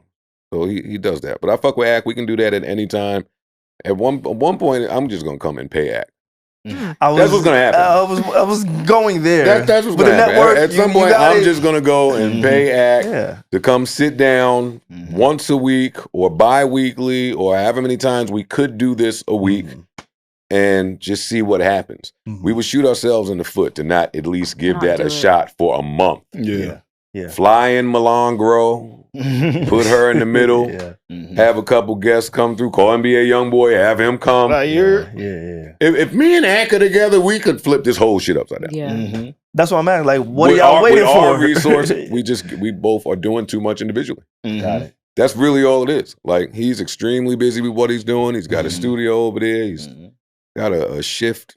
He's got a all day network over there long. too now. Yeah, The Academy. Yeah. He's busy. Listen, every time they do one of them, Wack called me every time he in New York. Wack say, "Yeah, I'm going to meet up with. It used to be me, Adam, Hack. Come through." I be like, "Yeah, LG, I'm there." Yeah. Yeah, I ain't going. Never pull up. I'm never going to that. And then Wack calls my man. That's my man though. And then he call, "Yo, me, Troy Ave. Let's just do it. Just trying to put it I'll call you back. I'll let you know. I'll call you back. Never call him back. Never call I him back. gotta go. But it's the right. But Wack is my man. That's the right thinking. And a part of me, I want to go do it. For sure. I do want to do shit So like what that. stopped you? I'm me now. What stopped? Like, That was what does bougie that as hell, mean? bro. What does that I'm me mean? now. What does that mean, bro? It's just more thought got to go in things. Instead of just doing you know, every opportunity. I'm glad you say that because More off thought air, gotta go and I'm gonna bring an off air More conversation thought on gotta go air in things. because we was talking about My the right finger. hand. We My talking about the finger. right hand not healing the My way it finger. needs Look at to that. heal. You Look get at what I'm that. saying? Let me Like, see your shit. Look at that. you say you're me now, Damn, Joe. but you got to keep that same energy across I'm the me board. now. My pop you can't keep go kick- talk my about pop fighting. My pop keep kicking my back, and he think I don't know. But that's my dad. I can peep it in the tone. He keep kicking my back, and he keeps saying, "Yeah, what's that name you used to call yourself way back in the day? Oh, regular Joe."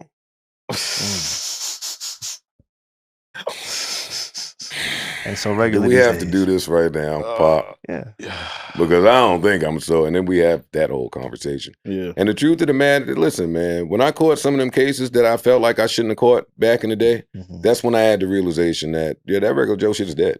Been dead. That regular Joe shit is all out the window. All of that, meeting people, taking them at face value, cherishing my experience with them, and that's all that comes into play. All that shit's a crock of shit. Everybody don't have your best interests at heart. Everybody don't love you. There's ulterior motives. Yep. There's agendas. And if you got some shit to offer to the world or you are usable, then you are going to attract that. You better be careful with what you attract. So back then, I was attracting everybody that wanted to come just use and kick my back in and not love me and paint me a horrible way. And it was a mess. And that was all my doing. I brought that. Everything in our life, we bring. Yeah. Today, Energy. if we know that that's true, then yeah, you're going to guard it a little more. I'm not just walking in a room with whoever is there. If a fan is next to me in the strip club, they can't just say, "Oh, Joe, look, my girl, FaceTime." No, nigga. Don't play with me today. Yeah. So Things have changed. Very different. I'll sit in the house.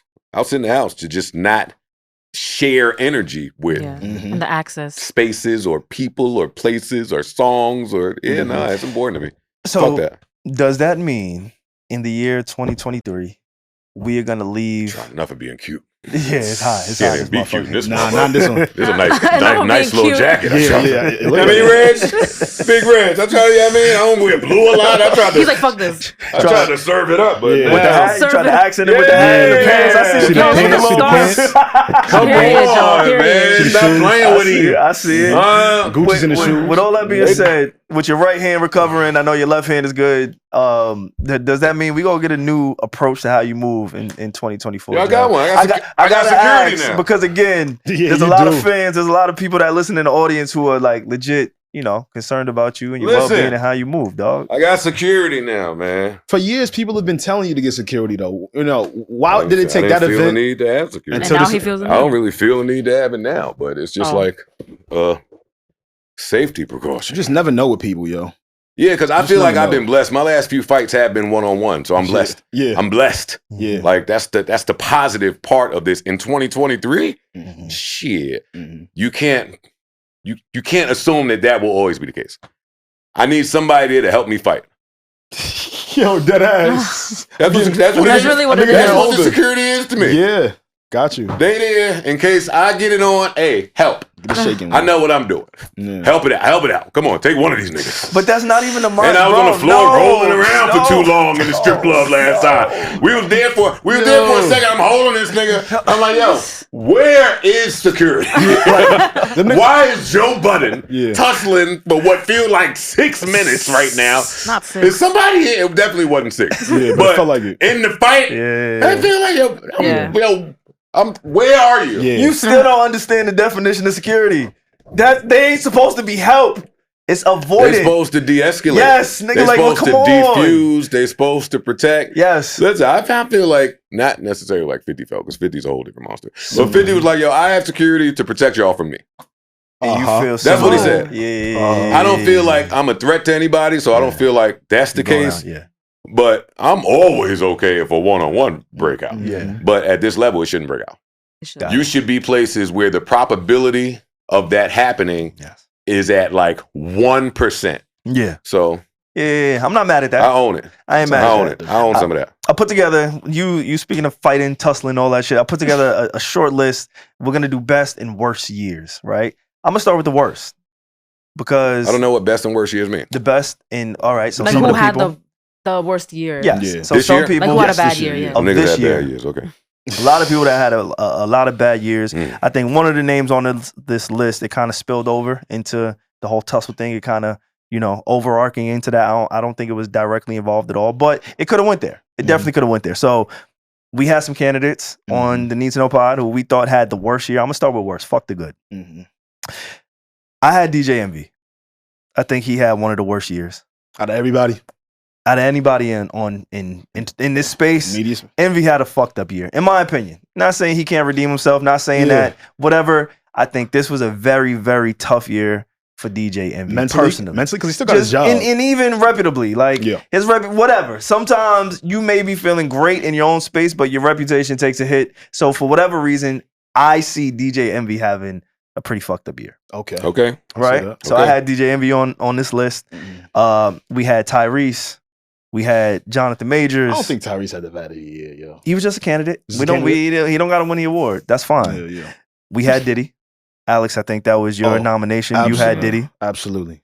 And then it's funny because I had personally Young Thug. I think he had a really bad year because this case just dragged out. He's just behind bars. We don't hear anything from him. His momentum kind of stopped.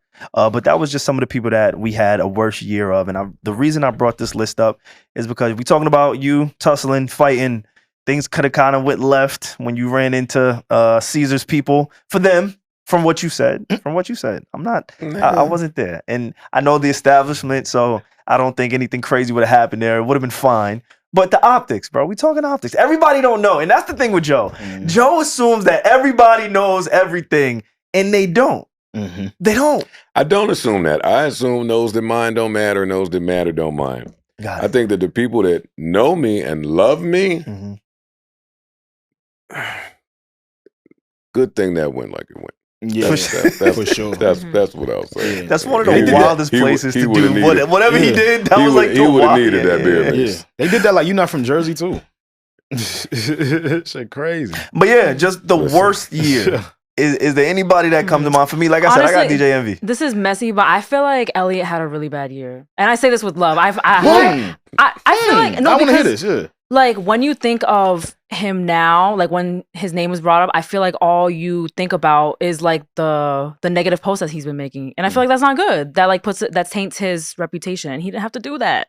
So you didn't think he had a bad year? Nah, to your point, Elliot is usually the guy people bang with, right? Like they really don't see the spicy side of Elliot. So I could see where you're like, all right, cool. People finally have a different version of how they look at him. I just don't like seeing him in this light. Like I don't know. I hope he doesn't take like big offense to that. I think it's engagement. Really? I absolutely love I don't. But at what Elliot cost? as the heel. Well, that's on him to decide when he goes to bed at night. But what is the truth of the matter? For me, that is Elliot has been an established journalist for mad reputable platforms and magazines in his career. You're not ready to try another way? You're not ready to not always say the politically correct thing? Yeah. Or you're not ready to not be Mr. Perfect or Mr. Editorial, Mr. Front and Back of the mag? Like, can we get an authentic thought from you that don't seem so just manufactured? It was authentic. I think this is the first year that Elliot started his Patreon. Yes. When you are now in that world, it requires some of that. Absolutely. And I don't have a problem with mess. Mess is only mess when we see what you do with the mess. Like, I don't put Young Thug on this list because he could beat this trial. And then this year was a year of glory. Yeah. Because, all right, the trial dragged. They needed more jurors. This nigga left. He didn't testify. Like, it could be great. Elliot, it could be great. Envy and the rest of the people that he had on that list, it's been a hit. Yeah. It's been a hit. Yeah. The reason I agree with Regi on the Elliot thing is because every time he falls into something like this with the Nicki and the Drake thing, he apologizes for it. Which means I think he authentically fell into being a hater. And once you get painted as a hater, That's what I'm saying. It's hard to refute that, but there's value in that. unless you have the cachet, the charisma. Everybody don't know there's value in it because most y'all niggas out there be pussy. Mm-hmm.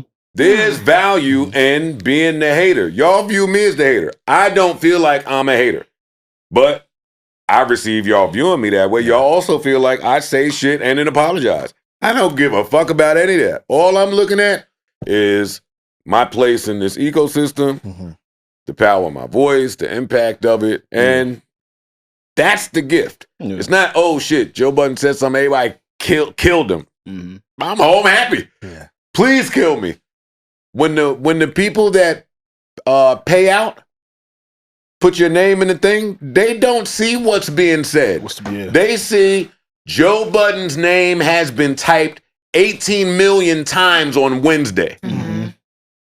I'm that nigga when they start reading that shit. But some people could go like you can go to bed at night knowing like, all right, this is how I feel and I'm okay with it. I thoroughly, and I could be completely wrong. Elliot, correct me. I'm sorry if I am wrong.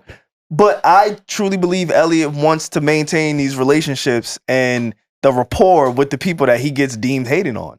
I think this is like that you. I don't think you have that within you. Fuck all I know exactly. you had like. So I don't want to be friends with not near one of them niggas. Your apology is because you know what? I'm self-aware. I have people around me who think the best of me. So I'm gonna apologize. I didn't like that I did that. Yes. It's not because I want to be fly with none of y'all niggas. Thank you. I didn't like that I did With myself. that. Exactly. I don't know. You may be right about Elliot. I don't know. That may be true. Elliot may want a relationship with some of these people. Yes. My point is his life won't change a bit if it don't happen. But he might not know that yet. Yeah. Elliot is married. Elliot is working. Elliot is Elliot. He's however years old he is. He's him already. Fuck these niggas. Yeah. That's what I'm saying. Like, I feel like he didn't have to do any of this. I ain't friends with none of you niggas. That's how I felt about Gunna. Like, if I'm able to put out an album by myself without the help of any of you niggas that say I'm blackballed and we're not fucking with him and I can still sell, the fuck does it matter? Like as an artist, right? The main priorities, you want to make as much money. You can correct me if I'm wrong, Joe. You want to make the most amount of money and take your career as far as you can. We could do this. We can equate the same thing in media. Whereas like, yo, dog, it might just be for engagement. It might just be because he wants to keep the relationship. Regardless, it works. I ain't mad at that. Yeah. Is there anybody that you can think of who had a really fucked up year? It's just you in particular. It could be anybody. Just they had the worst year of 2023. I feel like we mentioned. I don't feel like Biden had a good year. Yeah, they could call Everybody hates him. I don't feel like he had a good year. Mm-hmm. That's fair. I think he turned a lot of people onto Trump. I think he was so bad at what he did that he brought people saying, "Hey, Trump, come back." Like, which is funny, I feel that because I don't feel like Trump had the greatest year. No, definitely didn't. When compared to this, it's like, oh, come on, racist bigot nigga, come on, we'll deal with that. We'll deal with another insurrection. Yeah, I'm not mad at that. Yeah, I feel like they had a bad year, but I mean, let's try to keep it music and content, and music and content. There's a few of these niggas that fell off bad this year. I played Another One Bites the Dust a lot. Who was that? The Decent and Mero breakups this year? That was last year. Yeah. Oh, okay, they lucked out. Now you got to. That was the darkest day of my life. They lucked out. Those my guys too. It's fucked up. But we getting new beef from it today. So I like Absolutely. it. I like we that. really? Didn't Mero do a podcast with Carmelo Anthony? He's starting it's like a thing. I like that. They're launching it. It's a full show. I like that a lot. So that's crazy. But Deezus, he's doing the Charlamagne route. He's doing like late night TV. Yeah, Deezus, right? Mm-hmm. They're both doing separate endeavors. Yeah, she's like our correspondent for those guys. Fan. She's a big fan. I love Deezus and Mero. Mero's saying a lot about Deezus today. Really? I gotta catch up. Oh, I didn't see it. Ears not to the streets. I don't blame him. My ears ain't to the streets like that. I think. Yeah, but I'll take them off. That was last year. This year. I don't know. I don't know this year. I think this year was a year of a lot of people trying to figure some shit out and a lot of people lying to the public about how well their business is doing. I think next year we'll see the truth for the fruits of some of you niggas' labors out there. We're going to see what's going on next year. 2024 is going to be like the year of reckoning in content. You mentioned Patreon not too long ago. Hey! Patroni! Shout out to the Patroni! Sign up, hit the subscribe, like, all of that. That them niggas, come on, you know the shit. We got it. Let's do it. Up, down. Up, down, all that. Yeah. You're one of the very few people in the space that knew about Patreon, right? I think people had started to do OnlyFans in terms of trying to upload other content. I know Andrew Schultz was early on it. I think he was there way before me. Oh, he was there way before. Yeah. So how do you get the title of what's the title over there at Patreon? Head of Equity? I don't have the title anymore. Okay. Head of Creator Equity. Head of Creator Equity. And no need to have it because they just do it. Like there's nobody that needs to point them in a direction of who should they try to onboard because they're a lot more in tune with culture and who they feel like should onboard. Yeah. So they don't need me to do that anymore. Got it. I'm glad you mentioned that because I never really understood. Honestly, in our first sit down when you came on, that was one of the things that I did want to ask you about because I didn't fully understand it. So I'm sure other people didn't fully understand it too. Like, what exactly was that role of head of equity? Well, we never really got the chance to roll it out properly and explain it because life started lifing. Okay. And that's all I'll say about that. Okay. But yeah, I think the role was to just be the guy that points them in the direction of talent that should be onboarded and introduces some new and unconventional ideas in terms of bringing these people on board. Okay. Right? Like when you start talking about creator equity, that's funny for companies off rip. And no, off rip, get out my face, off rip. Yeah. So to now have somebody that could kind of be the translator between creator and company and maybe convince the board as to why this is a good move and how it can help the company. Yeah, I think at one point I was viewed at in that way. Okay. I ain't mad at that at all. As far as Andrew Schultz, you said Patreon, there's also a list that we have of the best years this year of 2023. Oh, okay. Andrew Schultz, he was on that list for me. He's out here, he's killing shit. He's touring around the world, arenas. I think that was super dope. But there was a short list of people that we had. And I'm curious to hear some of your thoughts on this. So I'll start with the people where I feel like you won't have much of an opinion on, and then I'll go down. And whether you have an opinion or not, go for it. Cool. Pete Davis had a tough year too. Forgot about that. He did. Forgot about that. Yeah. Pete's been quiet. Yeah. Pete's been going through it.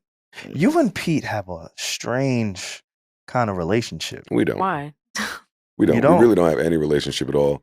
I dissed him once. He's dissed me a million times. Yeah. Or maybe I've dissed him more than once. And that just started it'd be content beefs. Yeah. Like, hey, I remember you said something 7 years ago that was foul. I have that with almost everybody. It's just about, do we get over it or not? Me and Marlon Wayans, he was talking about in Breakfast Club. Me and Joe Budden in 2011 went back and forth killing each other on Twitter. And today that shit was whack. Like that shit was whack. Yeah. So you just get over it. Marlon's one of my favorite people and comedians. I would love to see you and Marlon. Like, I would love to see him in the Joe Budden podcast at some point. Same. Legit. Marlon is best friends with Omar Epps. Omar Epps is Makes sense. extremely close to me. Yeah. Been on the pod numerous times, makes friend of sense. the show. So we'll see. I would love to see you and Marlon. Same. But as far as the best year, right? So I think Andrew Schultz, he's one of those people on my list. I think SZA, she was one of those people on my list. This I don't know how you're gonna feel. Taylor Swift, she crushed it. She killed shit this year. Beyonce, Usher. I think you thought that was Usher gonna be the had one to a move me, huh? No. Taylor Swift. No, I don't know how you feel about Taylor. You're a Swiftie. I don't know how you feel about Taylor. I feel like But she's been big though. She has. I think our community has paid more attention to it this year. Like the comparisons with her and Beyonce were frequented this year. She did have an incredible year though. In She terms of her did. tour. Yeah, she broke like mad records and shit. Yeah. I don't even know a couple Taylor Swift songs. But I don't know much. But I think Yeah. she was a staple. She kind of Yeah. infiltrated the She NFL. just shake it off, right? That was the thing. Shake it Yeah, that's your off. shit, right? I see your show. That's Taylor Swift. That's Taylor Swift? Yes. I like that song. Yeah, nah, Okay. Taylor Swift. I think Usher had a phenomenal year. Mm-hmm. That's how I you think do it. we finally Even are though given- Taylor tried to get it, in between that, right? she did. Why? She did. You forgot? What happened? Refresh my memory. She pulled up to the NFL game with the Chiefs. Had majority of the league talking about her, maybe. Taylor do the Super Bowl next year. For sure. Think so. I think we can mark that. Even in Louisiana, they were trying to cater for Wayne, Lil Wayne. Nah, I think it's in New Orleans. Wayne right? my guy, but nah. Stop it. It's not happening. Not happening. All right, That's my guy, too. I'm not. What you think? Even if her and Kelsey break up, she's still gonna do it. Yes. Yeah. I think the business is Kelsey done. is a cog in this. Yeah. He's not important in this. This, Yeah. He wouldn't affect this is that. above his head. I did think it was strange. I saw her this past week's game. She had straight Chiefs gear. I don't know if y'all seen it. She was in a suite I saw in the suite. and she had a Chiefs like Scully. with a Chiefs sweatshirt. And she was like, yeah, go Chiefs. And I was like, oh, shit. Well, she just said, hey, I didn't know who football was or what football was. And now, like, I kind of saw, like, the brand. It was dope. Shout out to the NFL. Y'all are good. Harley They're home, good. but always repping. They're really That's right. fucking good. But I think she had a really good year. Victoria Monet. I think she had a great year in addition to Amazing. Yo, Usher. you on her Phenomenal dick. All right. Yeah. They love Victoria. Like Monet. that. You don't I like love Victoria Monet. I love it too. Oh, yeah. Sometimes it's Wasn't it's a Victoria big deal. Monet just hugging up on Tiana Taylor in the club? That was her. Yeah. It was celebrating. They were celebrating. They celebrate. For You gotta sure. celebrate. Gotta celebrate. Right? But yeah, so Go that was my Gotta list celebrate. of the people who had the best year. And I think Drake had a really good year too. I was about to say you forgot Drake. I was gonna say, Drake should be on the yeah, list. I think Drake had a really, really great year too. He need to go sit down for a minute. You think so? And then, nigga, yeah. He said he was gonna. And I then don't know came if right he back with Scary Yeah, right. Hours. And came back to dropped Disney. like 2 videos since then. I'm gonna be honest, and I know we're not gonna stay here because I do want to hear who you think outside of Drake or outside of anybody on that list who had a really good year. But I think that Drake did he did like the video, right? And he was giving a toast and he was really kind of like speaking to us, I guess. And when I saw that video, On a click stream. yes, it was a stream. Mm. I thought there was gonna be an announcement of another album. I did. I honestly did. Because I thoroughly believe. Niggas No, are listen. spoiled, No, boy. listen. I'm gonna be Damn. honest. I thoroughly believe that he's addicted to making music at this point. For sure. Mhm. And I don't know, and we don't have to stay on it. I'm just giving my thoughts. I think Drake is one of those people, one of those artists who is in almost like the rat race of music. You know how like the everyday person like myself, I'm addicted to waking up. I gotta go to work. Gotta make this money. I gotta do this. Yeah. Like I think he's addicted to making music. It felt like that to me, Yeah. and I don't know if it's I mean, true it's or his not. life. Yeah. It is. Yeah. But I think he was one of the few people who I think had a really great year. But yeah, anybody that y'all could think of, Joe, Alex, Reggie. I feel like we had a great year. Yeah, talk that shit. Mm-hmm. Talk that shit, Big need Big to know. Reg. Fuck Yeah, they talking literally about. Big need to with know. even like half the time they're like, because the first half doesn't count because we were inactive, but we really like took 5 months and Nah, switched salute to it them around. niggas. We yo. had a great year. We got started around May, but No, literally, like boy, didn't we kill it from there? we That's why I accomplished salute twice as them much in niggas, half yo. the time. So They could have forgotten about us, yo. yes. That's Shout a out great- to us, okay? Nah, I'm with that. Shout out to I y'all. appreciate Salute. it. Thank you. Get your I'm shit not out. gonna months say it. They're off. not gonna say it. So Most people usually find some other content. Like, That's true. Yeah, like, I'll find That- something that else. is true. These niggas not around no more. So salute to y'all, man. For real. Mhm. Big salute. Why you laughing Nah, like that? Nah, because I think it's funny. I agree. I think Yeah. it's just hard to always put yourself in those conversations because I think there's a lot of like honorable mentions, like On the Radar. Yeah. I think On the Radar they For had sure. a really Shout out dope to year Gabe. too. Oh, Shout out yeah. to Gabe and those Shout guys. out to Like Gabe. crazy. they had the Drake freestyle. Like Mhm. that shit was dope too. I think there's a Mhm. lot of Mhm. people who are emerging. Yeah. And I'm just one of those people who I don't like to really get ahead of myself. Mhm. Like I like to kind of do the work. I want to put the work in and then let that shit speak for itself. Yeah. But again, then we have people like a Joe Budden who's like, yo, Joe, I want to come fuck with y'all niggas.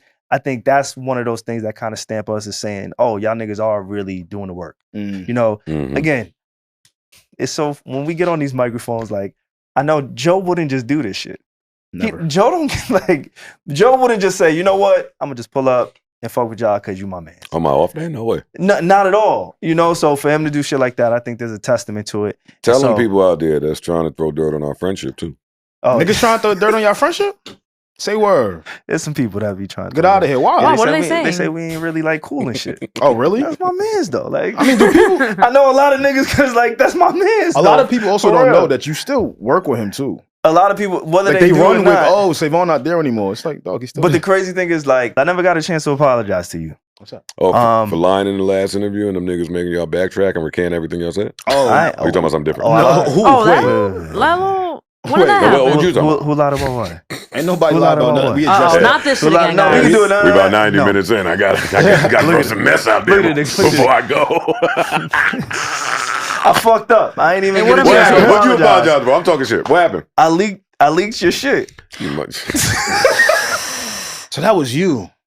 Yeah, it's fucking dodo It ass. I was. fucking leaked a soul, Nigga, man, bro. I heard- It was so. I'm sorry. Nigga, I heard- apologize. They- Genuinely. How did They you think react that to was a it? rollout for me. They think Yeah. I set that up, did it on purpose. So- They think I saw the fans' complaints and then threw this out And to then fix secretly it. like Yeah. leaked it. It was so bad, and I didn't even know where to start. Yeah, that was a So, bad fuck up. For anybody, it was a horrible. told you you had a I thought bad it was year. over. No, I had a Yeah, great Yeah, year. actually, yeah, I agree with Joe. But in my defense, a lot of people who heard it was like, "Oh, it wasn't even that bad." So I don't know. Yeah. But regardless, I fucked up. A lot Thank of people you. did feel that way though. Yeah. I did fucked up. I gotta own They up to shouldn't that. have had the right to feel that way. They did. They should've never heard should it. never You're even absolutely right. They should have never heard it. That's why I'm apologizing. That's why I'm coming thanks. on here to say, like, yo, my bad. Let's clear some shit up before we go into the new year. Yeah. There was an episode that came out where there was a lot of, the facts weren't out. In totality at the time of the recording. This is right when the Diddy shit came out, the case, all of it. Joe and the guys, they had really strong opinions, but all of the facts weren't out. So they made sure, hey, we're gonna edit this to make sure that it is censored in the right way for it to come out when it's time to come out. Me, I got the full, raw, unedited version of Of course.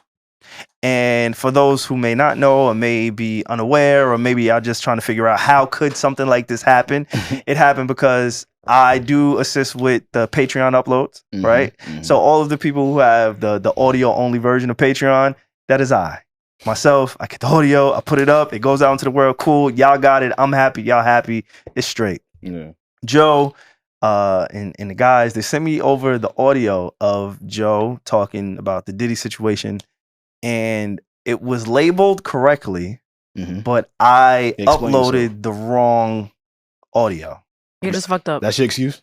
No, it's not the excuse. It's what happened. what That's the happened. one. There's no excuse. I fucked up. Yeah. So a lot of people thought that Joe leaked his own audio to save face on the backlash that he received for whatever opinions that came out. I heard Parks and Ice mention that. I guess they were joking about it now that they leaked it. So It No, wasn't, they were joking. but it Yeah, wasn't. right, It wasn't a right. leak. Definitely SaVon. It wasn't a leak. It was a didn't leave. fuck Just up. put it out. I fucked up. I just put He it did out. whatever he wanted to do. Fuck it. No, I fucked up.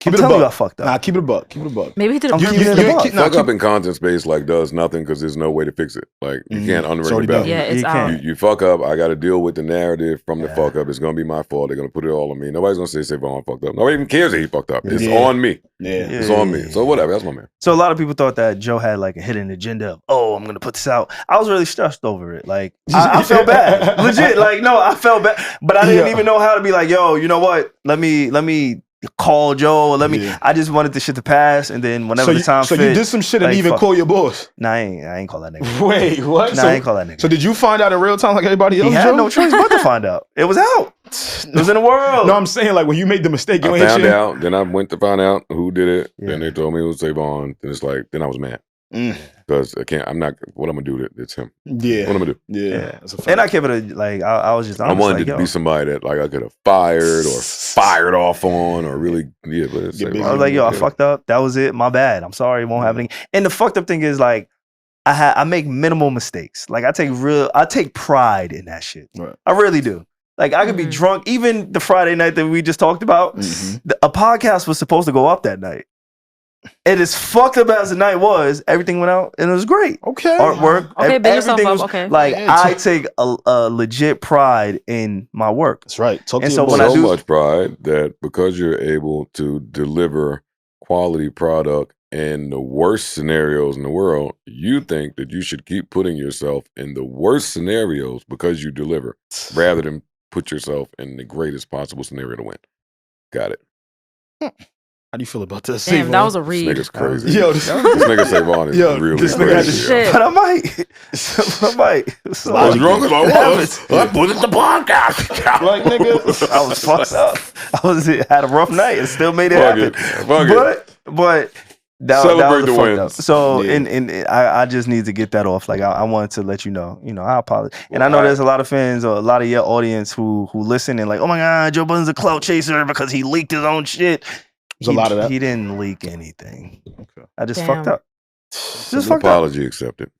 I just fucked up. Apology accepted. Players Players fuck up fuck too. up too. Yeah. Not See? perfect, Players fuck bro. up too. It's fine. A part of me kind of taking pride in what it is that I do. I try my hardest to kind of stay away from certain things, but I understand doing what it is that we do, you kind of got to lean into certain shit, right? You don't have to. You could try to have integrity. Oh shit. So, But the definition of integrity changes depending on who you ask. I know, right? Especially in content space. So for sure. I do I'm bad at my job. I have integrity. You don't give a fuck about that. It's over. Joe, What? what's your definition of integrity? I Yes, don't even do that. I don't do that. what you mean you don't do that? That's not true. I don't do That's that. not I don't change true. definitions of words. I said, what is your definition? I didn't ask you to change anything. You doing that if you asking me my definition? Why we just can't go to the definition? All right. So, all right. I'll Yeah, put it look. down. We can just go right in. Go So for it. everybody's Yeah. working with the same thing. Integra. There you go. Pop right up. Integrity. Here we go. And this is not the Oxford, but still. Adherence to moral or ethical principles. Soundness of moral character. Honesty, the state of being whole, entire, or undiminished. To a sound, unimpaired, or perfect condition. And that was the third definition, but we'll go with the first one, which is adherence to moral and ethical principles. Got it. Got it. So that definitely can mean something different to everybody because everybody has different moral compasses. Everybody's moral yeah. compass goes a different direction. Absolutely. That makes sense. But in this content space, I think most people try to draw a fine line between that, right? Mhm. No? Could you agree? Okay, Disagree? You understand? Maybe if you don't agree or not, you can kind of see that.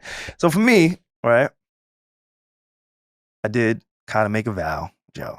I did kind of make it like I'm saying, hey, there's going to be certain things I avoid, certain things that I go with, certain things I'm just going to stay away from out of my integrity.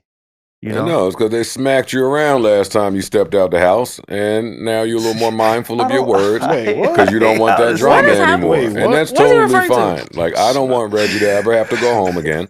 I want her Reggie to was be, here. That she I was wasn't literally here. watching them. She was here. All right, I was like, I want her all to right, be guys. in her spot, But in her seat, nigga. All right. Yeah, what's up? All right. So one of the reasons why Have you been messy so far? Today? I don't think so. Messy, I don't think so. Spicy? I feel like I've asked you certain things that other people wouldn't ask you. I do. don't I feel do. like you Generally, do. I feel like I do. Even talking about the charts, you've seen the charts. You've seen certain people's names, shows. Like I think that's something that most people would have a hard time asking you or getting the answer from you the way that we can. So maybe it's not messy per se, and we don't do this to be necessarily messy. Even the last episode, I think shit just played out how it played out, and it's like, all right, fuck it, we're gonna deal with it now. Do y'all But we don't. think- I don't invite you here to be messy. Oh, please. You think I do? I said please. I asked you a question. You think I invite you to be messy? I don't think you invite me here for the sole purpose of being messy. Mhm. I also think that if you're really good at this, then you have to customize how you get messy. Okay. Like there should be mess. It's up to you to decide how that mess is disseminated. Okay. But black people in the space, Yeah. throw a little spice on the chicken. No, for sure. Yeah. Little spice on the chicken. Listen, man, this is something I wanted to ask you. We'll get to that in a second. I see where you're going, SaVon. I don't see. I can't. And that's okay. That's perfect. You guys constantly use not too much on Mel. And for some reason, it always gets back there. As a creator, is it something that's done purposely? No, It just, as y'all are recording, it just happens as y'all are going. I hate it. No, you don't. No, you don't. I do, because if you like what's going on there, then you want to be able to facilitate that at any given point in your pod. And I don't feel like we there with that. Like when it happens, it kind of just happens unforeseen to a few of us. Yeah. It just went there. Yeah. Mel and Ish get passionate about shit that the rest of us sometimes just don't know how y'all got that passionate. Like, what does this matter really? But it'd be fireworks. So I let it fly. I let it go. But would I like to have more control over how that's presented? Yeah. Yeah, man, because I don't know. Just as someone that's, you're the leader. So unfortunately, they're always going to put it back on you. And it's something that you really have to work with because at the same token, you want it to be entertaining. And I also understand how you want for people to elaborate about things from their past, right? The listener can relate to it. People, it's exciting. But at what cost? Like, is it really just COE for real? No, that's for everybody to decide on their own. Like, it should tell you, I'm not COE. Oh, him. I'm not COE. I'm not with none of that shit. I'm not doing none of that shit. Cool. You know what the boundaries are there in terms of creation. Flip, totally different. Me, totally different. So when you say at what cost, it's like, it's up to the individual. I give my life for the shit. Like, I live and die for it. So whatever is on the table for the gig is on the table. Whatever I have to do to make this an entertaining broadcast or to evoke some type of emotion or entertainment, I'm just willing to do whatever needs to be done. And Twitter Spaces has become a big thing over there by y'all. Yeah. What do you like the most about Twitter Spaces? What do you hate? I've always been a fan of fans curating their own space to give real opinions on the shit that they fuck with. When I first got to Def Jam, it was the Joe Budden Def Jam TV brown boards. Then that got updated to red boards. Then that went to Soul and Boxton and all hip hop and wherever there was a community, AOL, fucking MySpace. Then that kind of died with some of the ringtones. Then it came back with the streaming like Ustream and Blog TV, and then YouTube was a space. Then the Discords came, and so wherever the medium is for you to interact with the fan without the middle person is where I'm going to be. So Twitter Spaces is just another example of that. Got you. I didn't think Flip was going to come back, yo. You didn't think he was going to what? I didn't think he was going to come back to your podcast. Why? It just seemed as if Flip, like, he's used to being the man with his content, right? And there's been times where he's on the podcast, he's talking, somebody might cut him off and get a little upset, or somebody might cut him off and he might not want to say anything until he feels, like he wants to say something again. Part of being the man is knowing when to not be the man. Part of leading is knowing when to let somebody else lead. When to take a back seat. Yeah, right? Like Horace Grant on the Bulls was an integral part of whatever the Bulls was doing. Yeah. When he got tired of that shit, he went to Orlando and got $100 million or whatever size contract that was he got, and he was kind of the man. Mm-hmm. I'm the missing piece that's going to... they beat the Bulls. Mm-hmm. Yeah, they beat the Bulls. Fucking Julius Randle on New Orleans. Julius Randle on the Lakers versus Julius Randle today on the Knicks. The right system turned the role player to a superstar.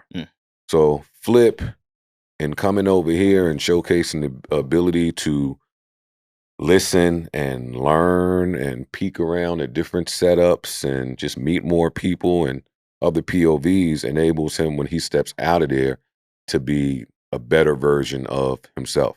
He's a more equipped Swiss Army knife. He's more dangerous. I think he recognizes that too, by the way. I feel like I don't have to, I'm not coercing him or trying to convince, I'm never convincing him of anything. Flip this year has enabled me to do a lot of bouncing. There'd be times where there's a story break.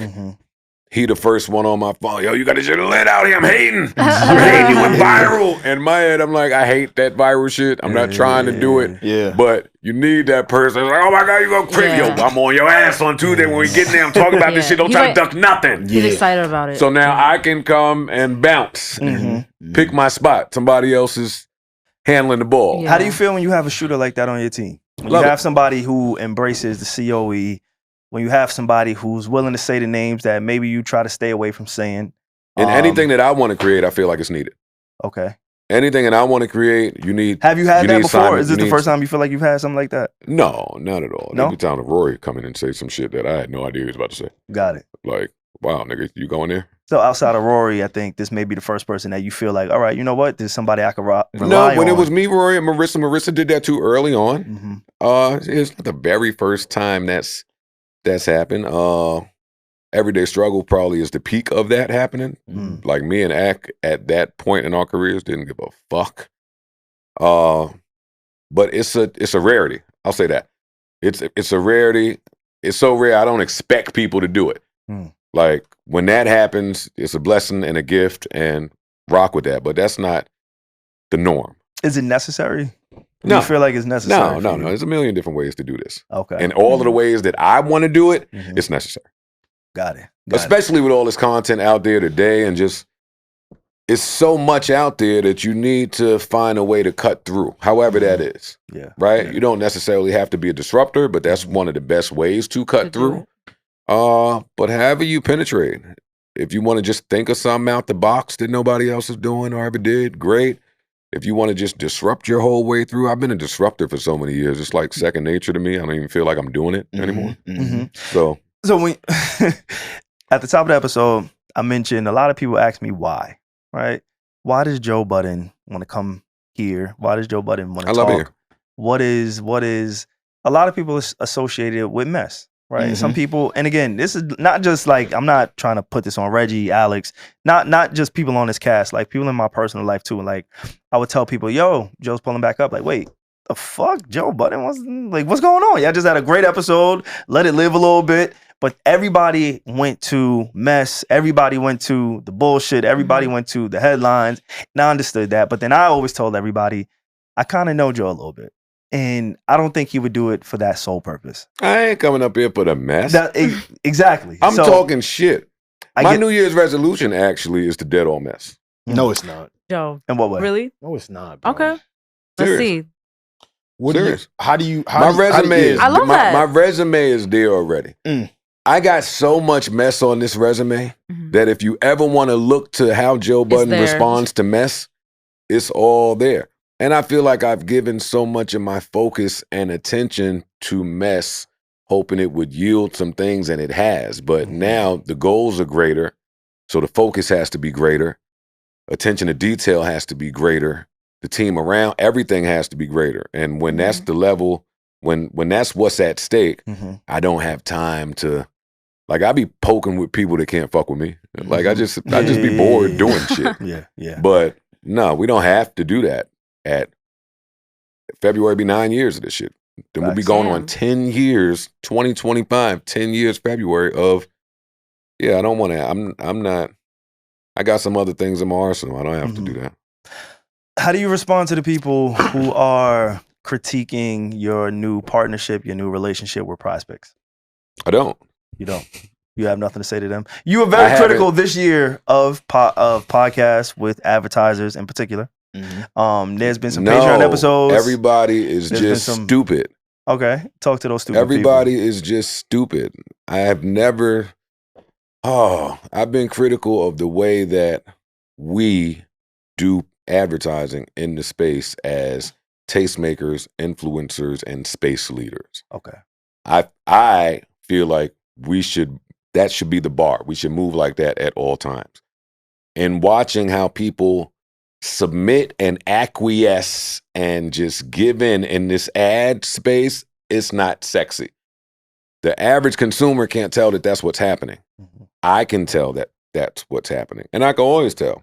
When the advertisers come to me and talk to me about the stitched ads, and hey, we normally do the stitch. Everybody out there does the stitch because it's an easy way for us to now tell the reach of what you did and what the ad did. Crock of shit. Crock of shit. Nobody's ever gonna jump in my vertical, take the numbers, switch them around, and then come tell me about how valuable it is. That's craziness to me. It's not logical. Yeah. But they dangle some money in front of you niggas' faces. Y'all stitch that shit all the way through your shit. And now niggas are just bypassing that and integrating it into the feed, into the audio, the main. So it's stitched, it's that, it's you niggas is bugging out here for short. When you speak crackhead shit. You niggas is doing ad reads as talent ad reads. Yes. Main difference between me and everybody else. Yeah. Anytime I say something, it's not talent reading something. I negotiated it. I handpicked from this amount of people. This is the ad. This is how we're going to do this. This is how many months we're going to do this. Let's customize it for them. It's a special thing. They feel special because there's no other ad in the area. Like, oh shit, that's our shit. Like, we can invest there. This could be a long-term play. And then it's always a long-term play with me. I said that last time I was here. Yeah, fact. You can't come here and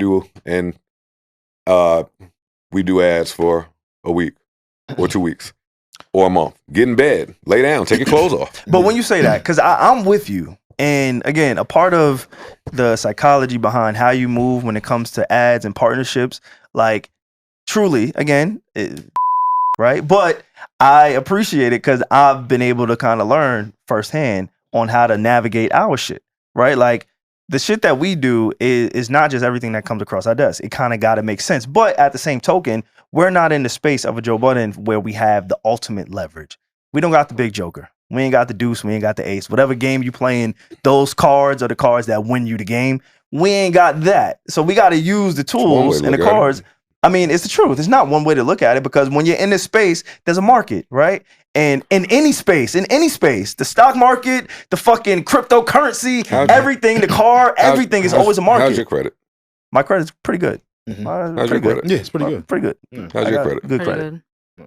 I do well. So y'all are doing what people do in America when you are not cash rich. You have good credit. So if you really needed some money, you could walk in the bank and get some money.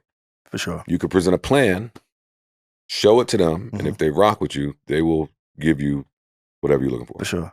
And then when you come out, you wouldn't be tasked with having to do ads to supplement income and keep things going, right? And yes, and there's a million ways to look at this. That's definitely the way riskier route. I say that you do have the big joker because all you have to do is go acquire audience. For sure. Acquiring audience is important. Which audience you're acquiring is more important. So if you know how valuable that is to them, hey, I'm talking black music, I'm talking pop culture. Oh shit, this is the entryway to all things moving. All things that drive inventory start here. Even if your plan is to get to the white people, you start in black. If your plan is to get to the gays, you start in black music. You start here. The black, they'll tell you that's valuable. So if you're not nobody, but you got 20,000 of this audience listening to you for a year, yeah, I mark my own price. Yeah, I mark my own price. I make the price. But But it's not just but. No, I'm listening. I agree. Everything you're saying, I agree. Yeah. But you say things that sound like you disagree. You say things that the creators say, like, no, but at this level, we have to. But hey, at this level, we're not you. We didn't come in with this. Dog, I wasn't me when I started this. That don't really move me. That don't tell me nothing. I'm glad you opened up about this. So to be clear, if we see you taking that, the business is different. Like it was worth the business is different than the people whose back I kick in for the way that they do ads. Because there are some people out there that do it kind of the same way. But most of my peer group does not. Makes sense. I agree. And I was getting a haircut yesterday. I was watching the show. My barber just had it on. I think the show was called Kill Tony. Okay. Kill Tony. Tony is a comedian. This show is filmed in Austin. And what they do, they have up-and-coming comedians come up for 1 minute, do a set, and then their panel of comedians interview that comedian. And as I'm watching this, that my barber has on, he says, "Hey, you know that's Joe Rogan's club, right, in Austin." So okay, interesting. So as he's flicking, I'm noticing the graphics. It's Joe Rogan-ish graphics. I see the comedians and the style of humor. It's a little Joe Rogan-ish. It's that world over there. And then I see the ads in the front and the type of ads they are. And I say, oh, okay. Somebody that knows what they're doing is doing this. You could spot that when you know what you're doing. Like he curated that whole thing. You can see the people that do it differently than we do in our space typically, and it's foul and it's wrong. I'm never against people getting their money and doing what they have to do. I'm never against that. But at some point, get the information as well. While I was at Complex, I had to run into offices. I had to talk to the sales team everywhere. Hey, y'all want me to come to the advertising meetings? Y'all need me to get on the phone and speak to these people so they have a better understanding of the product you're trying to give them, like what we need to do. The creators and the sales team people have to work in unison. So when you do that and you speak to enough of them, you get a whole lot of information and then you can apply it properly. I'm rambling because most of them out there don't know what I'm talking about, but good to be clear. There's a way to do this properly. So, all right. I'm glad that you actually said that because doing it properly, you're in a position where you can actually do it properly. Is that something that you've considered? Is that something that you've thought about with the network, with the creators that you have? I see Flip He has like a content house. I don't know Yeah. what's going on with that. Flip has his own content space. He has 1,000,000 shows that he's doing. He's working doing on. phenomenal, right? He's got his own crew of rotating cast members and personalities. Absolutely. And then also I see Ish is now speaking, panels, Wow, events, all of that whole finance space. NFL, the sports. I think sports podcasting is another thing. NBA, NFL. We got Zaire. He's doing his thing. We got Shannon Sharp. He's doing his thing. Yep. So I see the influence. I kind of see the direction. But again, you said the infrastructure and doing it the right way. I think you're one of the few people who can lend to change in doing it the right way. Well, yeah, I agree with that as well. But people got to be willing. People as in like the creators or as in... You got to be willing to make certain sacrifices and make tough decisions and say no sometimes. I don't have no problem saying no to advertisers for 3 years in a row because when the yes comes, it's going to beat all of that. It's going to beat all of that. It's going to be worth it. I don't lose it. I don't lose anything. All right. I might. Fuck it. When doing it the right way, there's going to be a lot of people who challenge you in that. And we could bleep some of these names, but I'm going to name the names. Fuck it. Yeah, you can turn it up. Let's get these niggas. Let's go. Let's just look at the network. And I'm going to name, let's go with See the Thing Is. See the Thing Is under your network. Obviously, they're no longer there. I'm going to just speak to one of the gripes there. One of the gripes there was they felt like they could have took a different business model, right? They felt like, you know what? We don't do ads here. I would love to do ads. I would love to create some type of income. The standard practice, and maybe you call it greed amongst podcasters, or maybe it's just something that you saw in your business model, but ads wasn't really a thing for you at that time. Do you feel like, but why weren't they a thing? For you at that time? They were a thing. And what iteration? I had ads. I had ads back then. They weren't known to the public. I didn't know. I was powered by Cash App. True. Powered by Cash App, yes. But that started off as a pull-up situation. And then I think once the pull-up situation went over to the podcast. It's an ad. Who cares where it started, where it went? It's an ad. So I'm clearly not against ads. But see, the thing is, and I don't want to say too much because I haven't really spoken to them to understand their gripes. You would probably know better than me. But my understanding is, yeah, they wanted ads like immediately. I don't even understand that language. If you coming to me in year one, beating me down about ads, I'm just gonna feel like you're not focused. In year one, I'm only concerned with building audience. The audience is going to determine how the ad conversation goes. You on episode 30, how you think the conversation is going to go when you talk to the advertiser? You don't have no leverage. You don't have no audience. You don't have no strength. You can't put your dick on that table. They're going to close the door. I never want to be treated that way. So I make sure to build the audience. They wanted to go immediately. There's nothing wrong with that. That's not wrong. It's just not what I wanted to do. So let's do it different. Y'all go take all ads y'all want. I'll go do it my way. I had dinner with somebody I won't say a few weeks ago. He just started his podcast, one of the brightest musicians I know. And he was like, Joe, man, I know you've been doing it a while. I know you did it for free for a while. I know you changed the game, Spotify, yada, yada, yada. But yo, I'm not getting no money from this shit, man. And I ain't just about to keep doing this shit with no money. I said, nah, I feel you. What episode you on? 13. Oh, way too early. Way too early. But what if the person that you're talking about, they got like a cachet in their name? Right. It depends on the person. No. I'm asking. Like, that's a genuine question. Not to me. Depend on the person. Popovich, that ain't changing the game plan when you niggas walk in. You niggas come in here and get with this. Bill Belichick ain't changing it. This is what has worked for me. This is what we doing. Now, if somebody come along at episode 13 and say something like, yo, I got fucking such and such. Give me a Maxwell. I got Maxwell coming to me on some audio shit. They got 5 million. It's only us two. From this, we take this. It's only this much of a commitment. Hey, get your shit off. But be clear, that is not what these niggas be going through out here. It be a lot of $2,500, $5,000, $7,500, $10,000, $15,000 if you lucky. Hey, I can do this 8 times in here. If I do it this amount of times for the month, then I'm bringing this. What type of crackhead shit are we doing? What are we doing? But crackhead Anybody shit with to you, hustle yeah, crackhead shit Yeah. to you could be life changing to others. You Dude, saying like You know what it is? Dude, All right, have it your way. At no point, see, that's where we keep getting us lost. When I say how I do it and how I think it should be done, I'm not telling nobody How to else do that it. they're doing it wrong. got it. Do it that way. Go even see. Mhm, Yeah. Go see. mhm. See what it's about. Yeah, I'm not the law of the land, Mm-hmm. but my way has worked for me and many others. Yeah.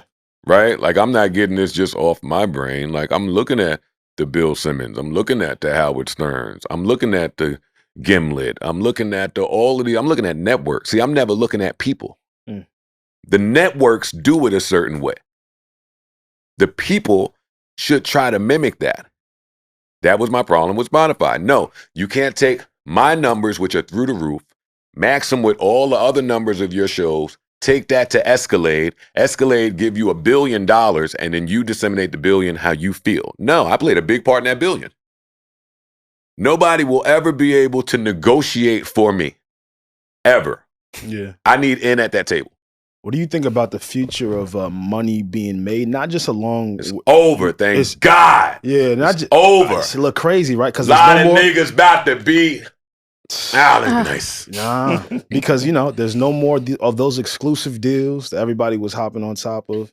So if you had to guess, again, we don't know what's gonna happen. But if Joe Mon, what do you think? Do you think people are gonna start to get off a podcast? Already started. Mm. Already started. A bunch of them. On their way out. A lot more will die in 2024. But that's fine. Too many of them were birthed. So we need some to die. Yeah, But they're going to die 2024. 2024. For sure. I can't wait. Because that was the thing, right? Like everybody just assumed, all right, yo, you pod good enough, you're gonna get a deal, yo. yeah, You're gonna get a deal, you're gonna that get was a like deal. the end game. Everybody waited Yeah. for Spotify or Apple or fucking Luminary or somebody to just come and call with a check. Yeah. That's not work. That's not work. The work is what you do when they don't call. Right. That's the meeting I had with Ian and my team at the top of the year. Top of the year or almost New Year's Eve, and I'll have that meeting again this year. We get together January 1 or 2 or 3, get the big whiteboard out, Mm-hmm. just write a whole bunch of shit down that we want to do, what needs to happen for these things to happen, Mm-hmm. timetables. We just start throwing shit out there, and we set some goals. Yeah. Mhm. Little vision And I board. set a bunch. Yeah. I cursed niggas out at the top of this year. Hey, this is what we did this year. This is where I feel like we fell short. This is what I want to accomplish. If we are not the crew here, then let's get the hands in here that can help us execute some of this shit. And by the end of the year, we should be here. And we exceeded that shit. Yeah. We exceeded that shit this year. And I always said it high. So we exceeded that shit. This year I'm going in. Same thing. 2024, these are my expectations. This is what I want to do. This is how I think we should get there. Let's put the team together and get there. It should be that constant. It should never be a dull moment in the think tank. Yeah. Mhm. It's too much shit going on. Yeah. What are some of the goals for next year? I'm not telling you let's niggas talk about nothing. You know, But how about you know what I the- mean? Next year, we create the separation for real. Mhm. This year, I've given niggas the privilege of thinking that we still in the same dog park. Not next year. Not next year. How about for 2022? And then you mentioned that you pointed out some of the shortcomings. Can you tell us that? Like, where did you feel that you need to improve on? And then clearly this year you figured it out. Do you remember any of the shortcomings? Fuck yeah. Fuck yeah. Like what areas?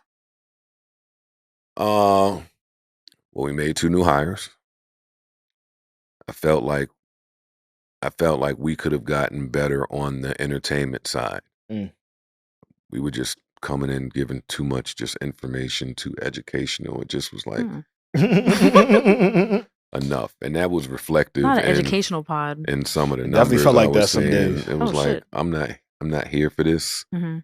So I need to do something. I need to do something different there. I wanted to up the pieces of content from X amount to like a different amount.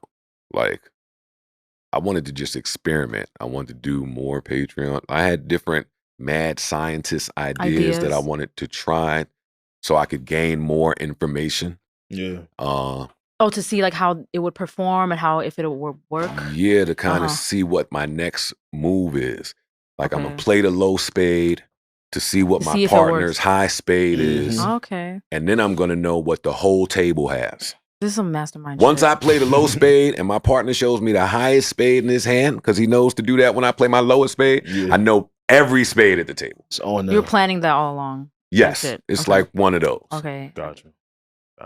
Yeah. Yeah, I'm not mad at that. I'm excited to see what the new year brings for you, for the network. And then there's been a lot of criticism about the network, right? A lot of it has been Joe Budden centric. A lot of it revolves around you. And let me not just put it on Reddit. I think even as somebody who's been a part of it and seen it, you know what I'm saying? Like, yeah, it's a fact. You know, when you talk about the Bill Simmons and you talk about the Gimblets and you talk about some of these other networks, I think they've given the example and the blueprint of, all right, this is what the network is. Whereas your network, again, it kind of revolves a little bit. What's up? Talk to me. I want to be clear. Talk to me. Bill, Dave Portnoy. There's a lot of examples out there of people that have started really successful networks, started companies, sold companies. Like, Bill has done it from HBO to, these niggas are legends, right? Yes, killer. They also, how do I say this? They're also white. So how they do it is different. And I don't want to say that they don't get hard times, because Bill's gotten fired. Like, Bill's went through it. Dave's gotten fired. He goes through it.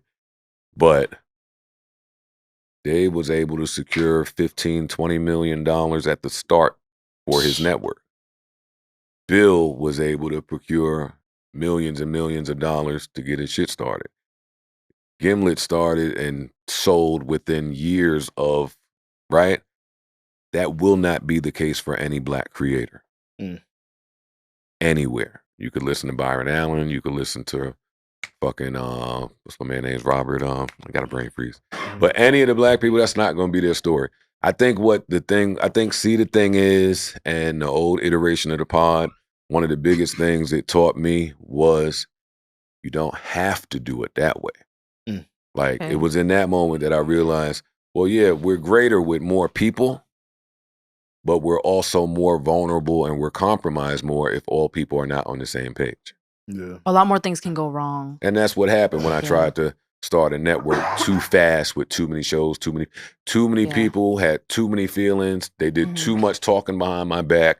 They all came up with shit that was unbeknownst to me and rerouted it all. And not for nothing, I feel like people back then just assumed you had all of these podcast secrets, right? So aligning with you was like a piece of cake. Yeah, like, there was a point where them niggas thought that whatever money they were making from the pod, I was using to fund my network, right? Like, it's just a lot of asinine thoughts out there. But the truth of the matter, which I couldn't see at the time, was my one show is big enough to be the network. No, for sure. I mean, yeah. You want to know why I say that? What was the list you and Ian posted? It was like a list of other networks. The networks, yeah. That shit fucked me up. Can you speak to that, Joe? The list was it was a list of the top networks. Yeah. I think it was 1 through 30 or 50. We were number 30. Wow. And it was the big dogs on there. Yeah, NBC, all these cats. And the Joe Budden Network sat there as an independent. It's crazy. It felt good to see, but that's the quantity that we put out as one show. As one show, I have bandwidth problems. Explain. We put out too much. Yeah. Like. Oh, you think it's too much? I know it's too much because I pay for it. Okay. I pay for the storage. Yeah, that's a real thing. So are you going to cut back a little bit more in the new year? Or is it going to keep going like this? Well, the last, I want to say maybe 5 or 6 months, I've been incorporating different people into the fold to take some of the workload off of anybody that needs a break or just don't want to keep going like this, Amani, tag in, let's go. Yeah. Mo, tag in. Keno, please, somebody tag in, you tag out. This is a game being played. Okay. Yeah. So if anybody is gassed or the fatigue is on, somebody needs to come in. Just Like swap that out. was your solution for Yeah, that. Okay. yeah, and I see. don't want to lose when the second linebacker comes in. Like we Yeah. can't drop down from that. So We're speaking about sports. These lists always get people's panty in a bunch, man. This year, Complex's media list ruffled some feathers, but not only that, Complex's sports media list. And I wanted to know how you felt about the position of Shannon Sharp at 1, Stephen A. Smith at 2, and Barkley at 3. that's a tough top 3. Mm-hmm. I thought that the first 5 were pretty tough. Even if you had to argue with how they landed, I think they got the names right. Yeah, Like I think for me, Stephen A. would be 1. I said the same thing. Shannon is in a hot streak and has been for a few years. So if you want to put him 2, cool. I don't put. Well, he's hot now, so you got to do it. But Barkley, Number 3. still him. Pat McAfee was number 4. McAfee was 5, I thought. No, Pat. 4? Oh, you Pat, like 4? yeah. Who's Pat 4? was 4. Pat. Pat was 4 and Shaq was 5. And you're a Yeah. sports I guy, love so the I sports. know you I'm not kind of mad like, at that. yeah, you keep up with this kind of stuff. Number 6 was Mason Cameron. Mason Cam. Yeah. Number 7 was Gilbert Arenas. I know you fuck with That's Gilbert. my man. 8 was JJ Redick. I know you like That's JJ my too. man. Love JJ. Number 9 we had Michael Irvin, and number 10 we had Mina Kimes. Okay. We had Mina Kimes. So that was the top 10. How do you feel about these lists in general? Because before we even, I don't care about these lists. you, I don't care you say about- you don't, but you kind of do a little bit. I don't care about the list at all. Really. At all. Not one speck of me gives a fuck about the list. Doesn't it feel good when you're number 1, or do you still not care I even carry that myself way? like I'm number 1 regardless. Like the Oh, list okay. don't tell me I'm number 1. What I'm doing out here tells me I'm number 1. Okay. Like how people respond to me and receive me tells me I'm number 1. The way people hate me or love me. Like basically, you didn't need the list to Oh no, affirm that Complex for knew you. I was number 1 without putting that list out. Mhm. So when you saw Now yourself, that's a much more competitive list. The sports sports one? one? Sports list. Okay. I don't feel like the other list, the media list. I don't want to talk shit, but who was supposed to be number 1 Ooh. on that list?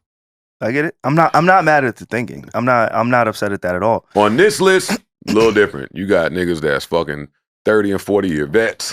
Yeah. Pat McAfee is he's Yeah. tough Strong to deal lineup. with. He's going crazy. Tough to deal with, Pat. Wife beat on. He's tough. He took the Yeah. Sports Center block Yes. and is up there cursing up a storm. Oh, yeah. Aaron Rodgers, hey, come here, tell me about this interception. What's going on, right? Fire. They bugging. Different over there. Like the sports people, they inspire me. Yeah. I still think that Ernie, Shaq, Charles, and Kenny have the best show, bar none, on television in the content space, YouTube, wherever you want to put it. Those are the best hosts with the best show. So yeah, they got to deal with them. Do you and your team have any influence on who gets added to these lists? No, Because, when we did see the Joe Budden at number 1, it looked like it was a little like expose, right? Like they wrote about you at 1. Did you find out before? Did you find out in real they time? called me. They said, "Hey, we're doing a list, and can we take some pictures of you? Can you come in? Can we ask you a couple questions?" I said, "No. Why the fuck would I do something like that? Get off my phone. I don't care about your list." They said, "Well, this is the list, and you're number 1 on the list, so we just figured we would give it a shot." I was like, "All right, then." So In that case, what should I wear? So see, it does feel good that you're number 1. Oh yeah, no, it feels Yeah. good. If y'all gonna acknowledge it the way I acknowledge it, I'll Yeah. come in and we'll do a little something. What that's should I like wear? that's like when the artists are not coming to the Grammys because I didn't win my award. Mhm. I'm not performing at the Grammys if you're not giving me my award. There's a barter system. Let's do Right. it. But other than that, the list don't. Real life moves me. Just to kind of Yeah, you're not recap, checking for the list. the music list, right? We did the sports, so we had Joe Budden, the number 1. We had number 2, Akademiks was number At 2. Shout out to Charlamagne. Ak. Charlamagne was number 3. Gillian Nori. Wallow was number 4, and Nori was number 5. They got it right. So that rounds out the top 5. And Kai Cenat was number 6. And I think next year he may He'll be move up higher a little than that. bit. Yeah, I he think might he's move deserving up a of little that, bit. Carisha was number 7. I think she might drop a little bit. I ain't She gonna might lie. not see another list in her life. She may not. Yo, that ass. Elliot Another Will- one. I was just thinking about that on the way here because I love her show so much. I do. I love her and I love her show. I think she's good. I think it's needed for that. Yeah. When we getting one of those again? Yeah, she doesn't drop Might be a while. as frequently Don't as put on a Diddy. vote. Another one bites the dust. Do. Another one bites the dust. Hey. And another one down. And another one down. Another one bites the dust. I love when a 2-time award winner I love when they just it's over now.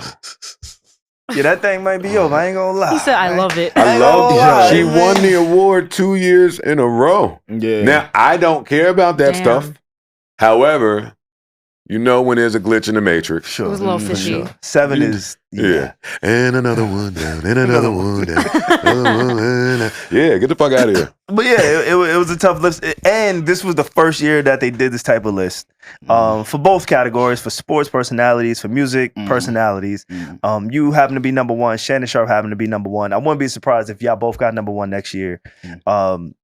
And also, at some point, I would love to see these kind of genres kind If of. they call me next year, I'm going to tell them not to make me number 1. Why? You can't do that. Come on. Give the space. Come on. Like, give somebody else a So shot. who you Give gonna nominate? somebody else You gonna nominate? a go at it. You gonna nominate? He don't know. I'm not going to nominate anybody. No. He's just gonna look from But afar. leave it open. Leave it for... Listen, my job is done here. You know why Joe's good? My job, I'm because cemented already. just by happenstance, Yeah. he doesn't get number 1 next year, right? Authentically, they just say, hey, you know what, Joe Budden, he may have a down year or whatever. I did it. I got it. That's Thanks. honestly- Hey, give me. I got the great. very first number 1 on the first time that they did this list. The inaugural. That's enough for me. I got my what was that little BT award they gave us? I was appreciative of it. The little BT award. And then when they did the nominations, one of these years, last year, we didn't get a we didn't win. Nobody hits me after that. Nobody hits me. Damn, yo, what the fuck? It's like they know what time it is. know what time it is. They know already. That's for them. Sure. That's for them. Get your shit off. Do you feel like Hip Hop 50 was done correctly this year? We saw a lot Great of new question. performances. That was basically the theme of the year for the most part. A lot of performances. Do you think it was represented correctly? No. Why is that?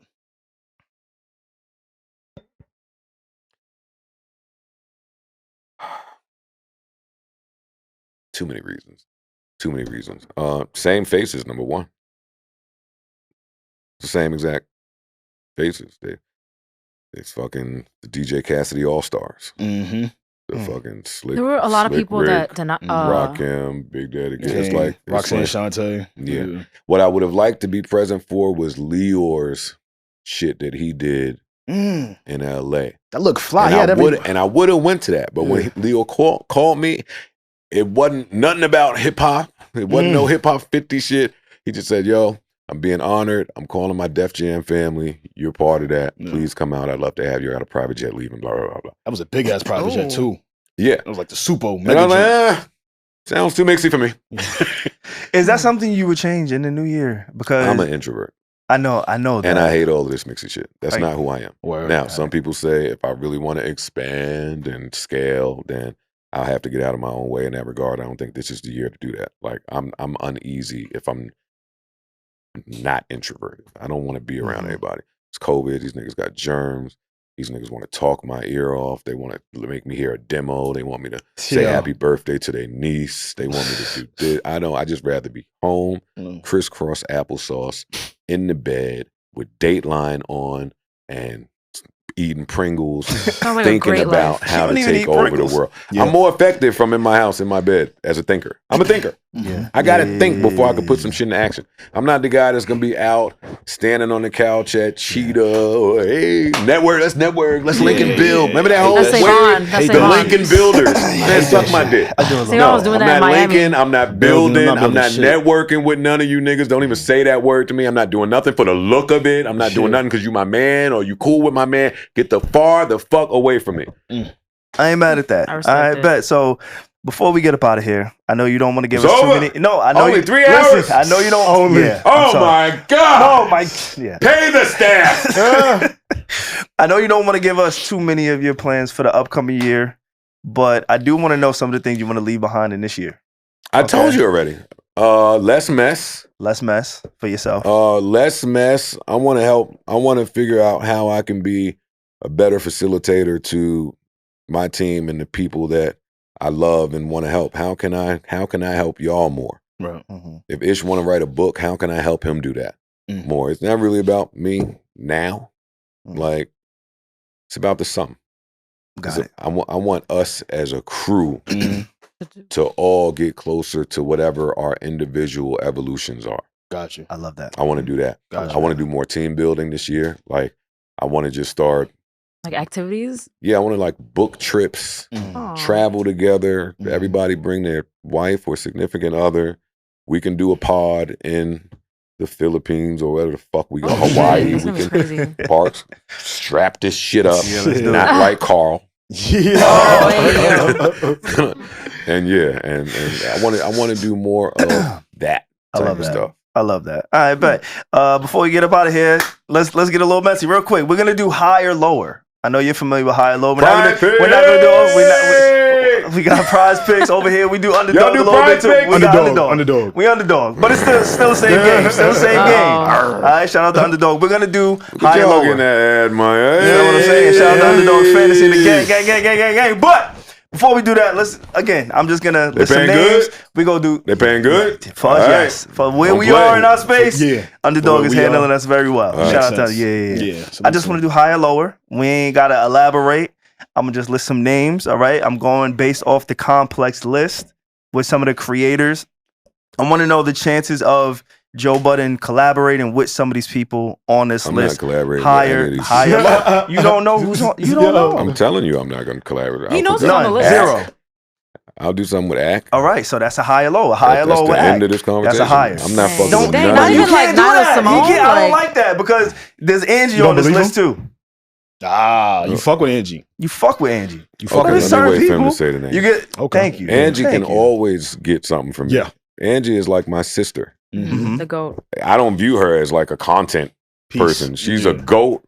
And whenever she called me, I'm there. Yeah.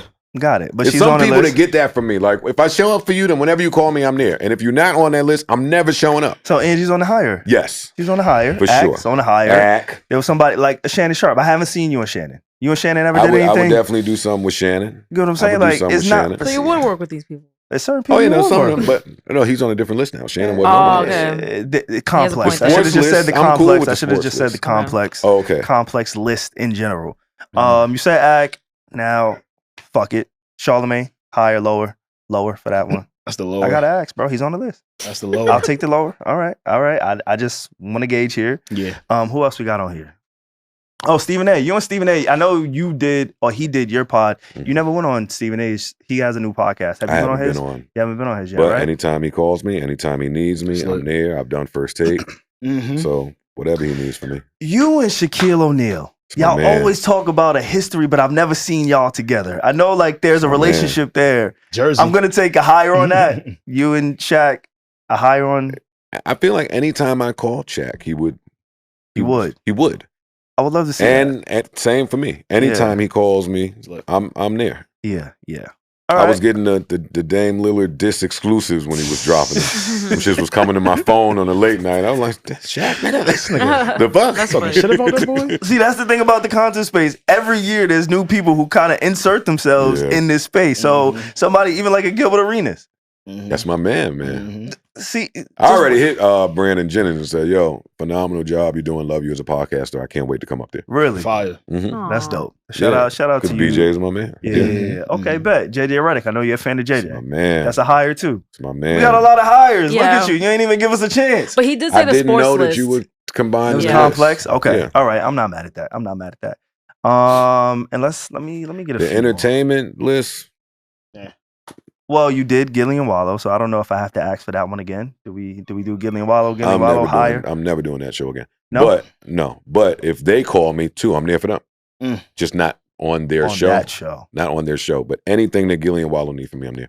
Okay. Love them. respect that. Fuck with what they're doing. Yeah. I just don't need to be on the show again. Mhm. I I'm thought not mad They at have that. my support. Yeah. I thought I'm that not was gonna mad be at that a at all. different show when I seen you on there, and I'm with you.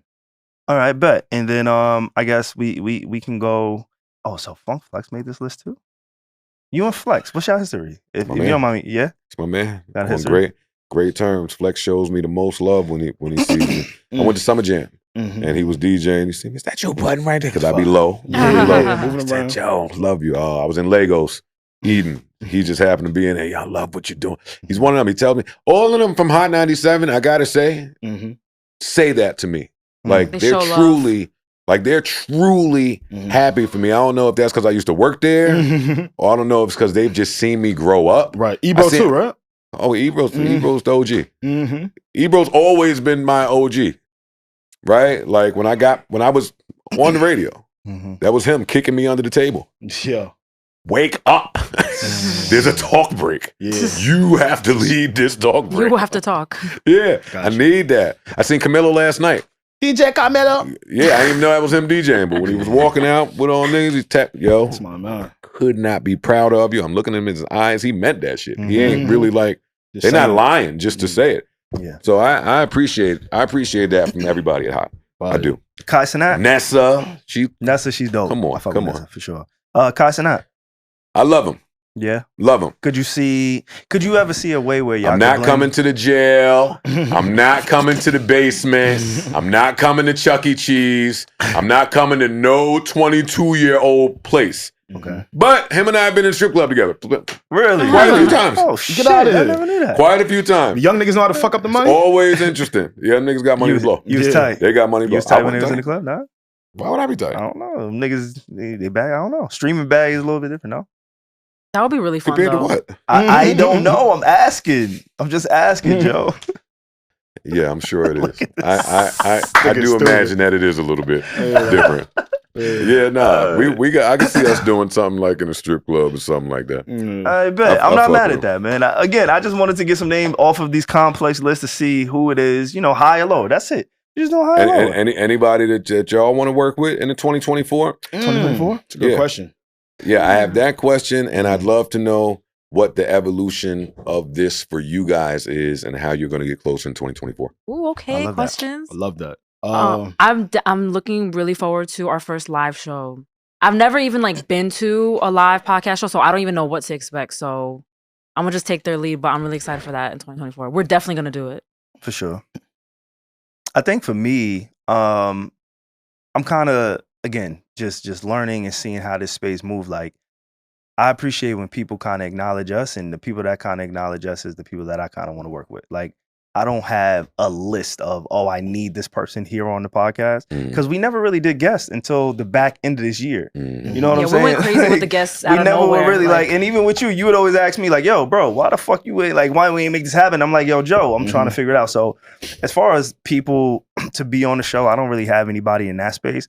But I think I just want to continue to figure out our identity as a podcast, with the inflation of content, and knowing we talk about music, we talk about culture, we talk about, ourselves. There's a lot of podcasts that do that.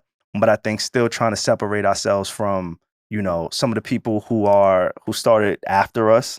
You know what I'm saying? I think you mentioned this on our last podcast. If you didn't start a podcast by now, it's clipped. Unless you are a Jeff T who can tell you Tracy McGrady stories, unless you got something like that, it's pretty much clipped for you. So I think for us, I got to go out there and do that podcast. Jeff for sure, T, Jeff love T, him. he's Fuck killing with him. shit. He's Gotta killing pop out shit. I got a lot of pods. When I watch your shit and I'm a fan, I want to go there. Yeah, I want to Turn it go up. there. Yeah. Got you. So I think for us, I think it's just about growth. Like Reggie said, I think doing a live show, continue to do our parties. We do a party every year. I don't know too many podcasts who are turning up with the people that fuck with them and selling it out. So I think just continue to carve out our lane and doing it what it is that we do. Yeah, For me. And for me, I just want to continue to put out more content. We recently just added a new show to the network, and that makes me happy because I feel like it's just more opportunity. What show? It's called We Have More Thoughts. There So we go. Alley-oop that right. There you go. You Say feel- the show, nigga. you know what I'm saying? We Have More Thoughts. Go check it out. Episode 3 is out now. But I see people in We the have more thoughts. like that. Y'all niggas, boy. You like that? You don't like it? You don't You like like the I name? love it. Yeah. It You like reminds that? me of something. Because my head was on some shit yo, sometimes we running in here with time constraints and we don't really get in that shit that we want to. And then people's work and different schedules. So for me, I just want to put more content in the space and see what it brings back. Going back to the time constraints, I think that's one of the biggest things for me personally for this podcast. Fuck these jobs. I was going to say, I want to create without limitations. like real. going into the next, That would help so much. The next iteration Yeah. of this podcast, because all of us, we all got 9 to 5s. We all try to make this thing work. Enough of that. So I want to can't see myself create quitting. without I the don't know. ceiling. We have a ceiling right now, and once the 3 of us collectively I feel break good through to that come shit, in at noon Yeah. in the daytime. Knock Get your shit out. shit, That yada, would, yada, like yada. on some serious, but like that would help a lot if we didn't all literally have 40-hour weeks. But it's like I can't picture myself quitting my journalist job. I don't know. Maybe That's like 'cause I have no idea what's the gonna bag happen. ain't But come yet. I don't Once the know. bag come, Make you start No, thinking I about don't things. do it just for like the money though. Like I really like enjoy this it. is my life. Like I worked like my whole life to be a journalist. I don't know. Not fair. If we have to quit though, I don't. What you was don't it? have to give up that Yeah, dream. yeah, But that's the why- time, like having like recording at like noon on a Monday. Like Yeah. we'll see. We'll revisit this But you're conversation. still a but journalist. Yeah. I know. Even if you quit the job that you have to go to and be a journalist, you're You're right. still a journalist. You're right. You're right. You can find new and creative ways To still be a journalist supplement that income as a journalist. You're just not a journalist for you. for that outlet. Yeah. That's a great point. Okay. Yeah. I don't have this short list of people I want to talk to. I think it's certain goals and benchmarks that I want to hit before we even get there. And one of those things is creating without limitation. Like right now, we kind of got a glass ceiling, and we maximize every fucking minute of every single time we get into the studio. You get what I'm saying? To kind of do what it is that we do. I'm waiting to like break through that. I want to talk to Drake before we get too old. I ain't mad at that. Okay. You want to talk to Drake? You said. Until, mad at that. before Let's we make it get happen. before we get too old. I'm not mad at that at Let's all. make it happen. Yeah. I'm not mad at that at all. So yeah. I think that's what it would be for me. Yeah, man. For sure. Joe. Well, I support you guys. Of course. I pray for y'all. Thank you. Aw. And I hope that this year brings y'all closer to exactly where y'all want to be. Absolutely. Remember that y'all hold the power for this to be a very transformative year, and you can do anything in the world that you want to do. Salute. Do not doubt yourselves. I know that sounds like some after school special shit, but You as getting I'm corny listening on to us. you talk, Believe in it'd yourself. be a lot of but we have to, and but there's no buts. Yeah. You don't. It's not but anything. It's I'm SaVon. We are the Need to Know podcast, and whatever the fuck we say we want to do, I'm finna do we it. can do it. It's real. I hear you. Salute. I appreciate that. Well, no, thank you for pulling up on the Need to Know podcast. This is how you Thank you, wrapped man. up the year, Thanks, man. thank you. Like, this is dope. Thank Let's you get a for round of having me. applause for the God, the Podfather, one and Thank only. you. The charcuterie. Come on. We got it Thank all you. for you. Yes, Every with time the you pull truffle up, cheese. I love we it. got everything you Got need. you. We got the amazing spread. We got amazing vibes. It's early. Yeah. Get home early. You know what I mean? That's it. I may never see you in Jersey again, but that's okay. Oh, you will. You nasty. But that is okay. You a freak bull. We I gonna see may you. not. I may Come not. without and, Yeah, and nigga. have a time. Yeah. Mark that. Just Nah. mark that. Yeah, look. Bro, don't do that. Yeah, but she was still doing I fucked up the vibe. I'll put it on me. There you go. Put it on you. All right, that's Put it on real. me. Well, if you Don't put do it on that. you, don't put it on Jersey. I'll put it on Exactly. me. I did all that. Yeah. But Don't with come that being Jersey. said, it's what you need to know when you need to know on the Need to Know podcast. We appreciate all of y'all for pulling up. We promise to see y'all in the new year. Please, if y'all made it this far in the podcast, there's no reason you shouldn't like, comment, subscribe. Let us know. Go up, go down. We got Joe in the building. Thank you again. Shout out to Joe, Ian, all the guys over there, the whole team. We appreciate you, bro, for real. Thank you. Thank you. I appreciate that. Yes, Part 3 indeed. this summer. Let's do it. Whenever this Part summer. 3, Whenever. say no nigga. more. It's Say no saying more. this summer. Whatever you Say no want, more. Now, man. you know why? Because Say you no got to more. leave space Some for space. shit to happen. Absolutely. I was laughing on my way here. I was like, damn, I just did their podcast. Yeah. And That's why I bad said- shit happened since. Facts. Fight, I done did this. I done. The hand. I'm And good the now. cool shit about, like, we ain't got to talk about, like, the salacious bullshit that all the other niggas would have talked about. We could just do this. There's nothing so salacious. I'm number one, have been, will be. Yo, I love this. There's no. That's it. What is the suspense about? Let's do it, man. Let's all right, Joe. We'll see you next year. See you in summer, man. Peace out, bro.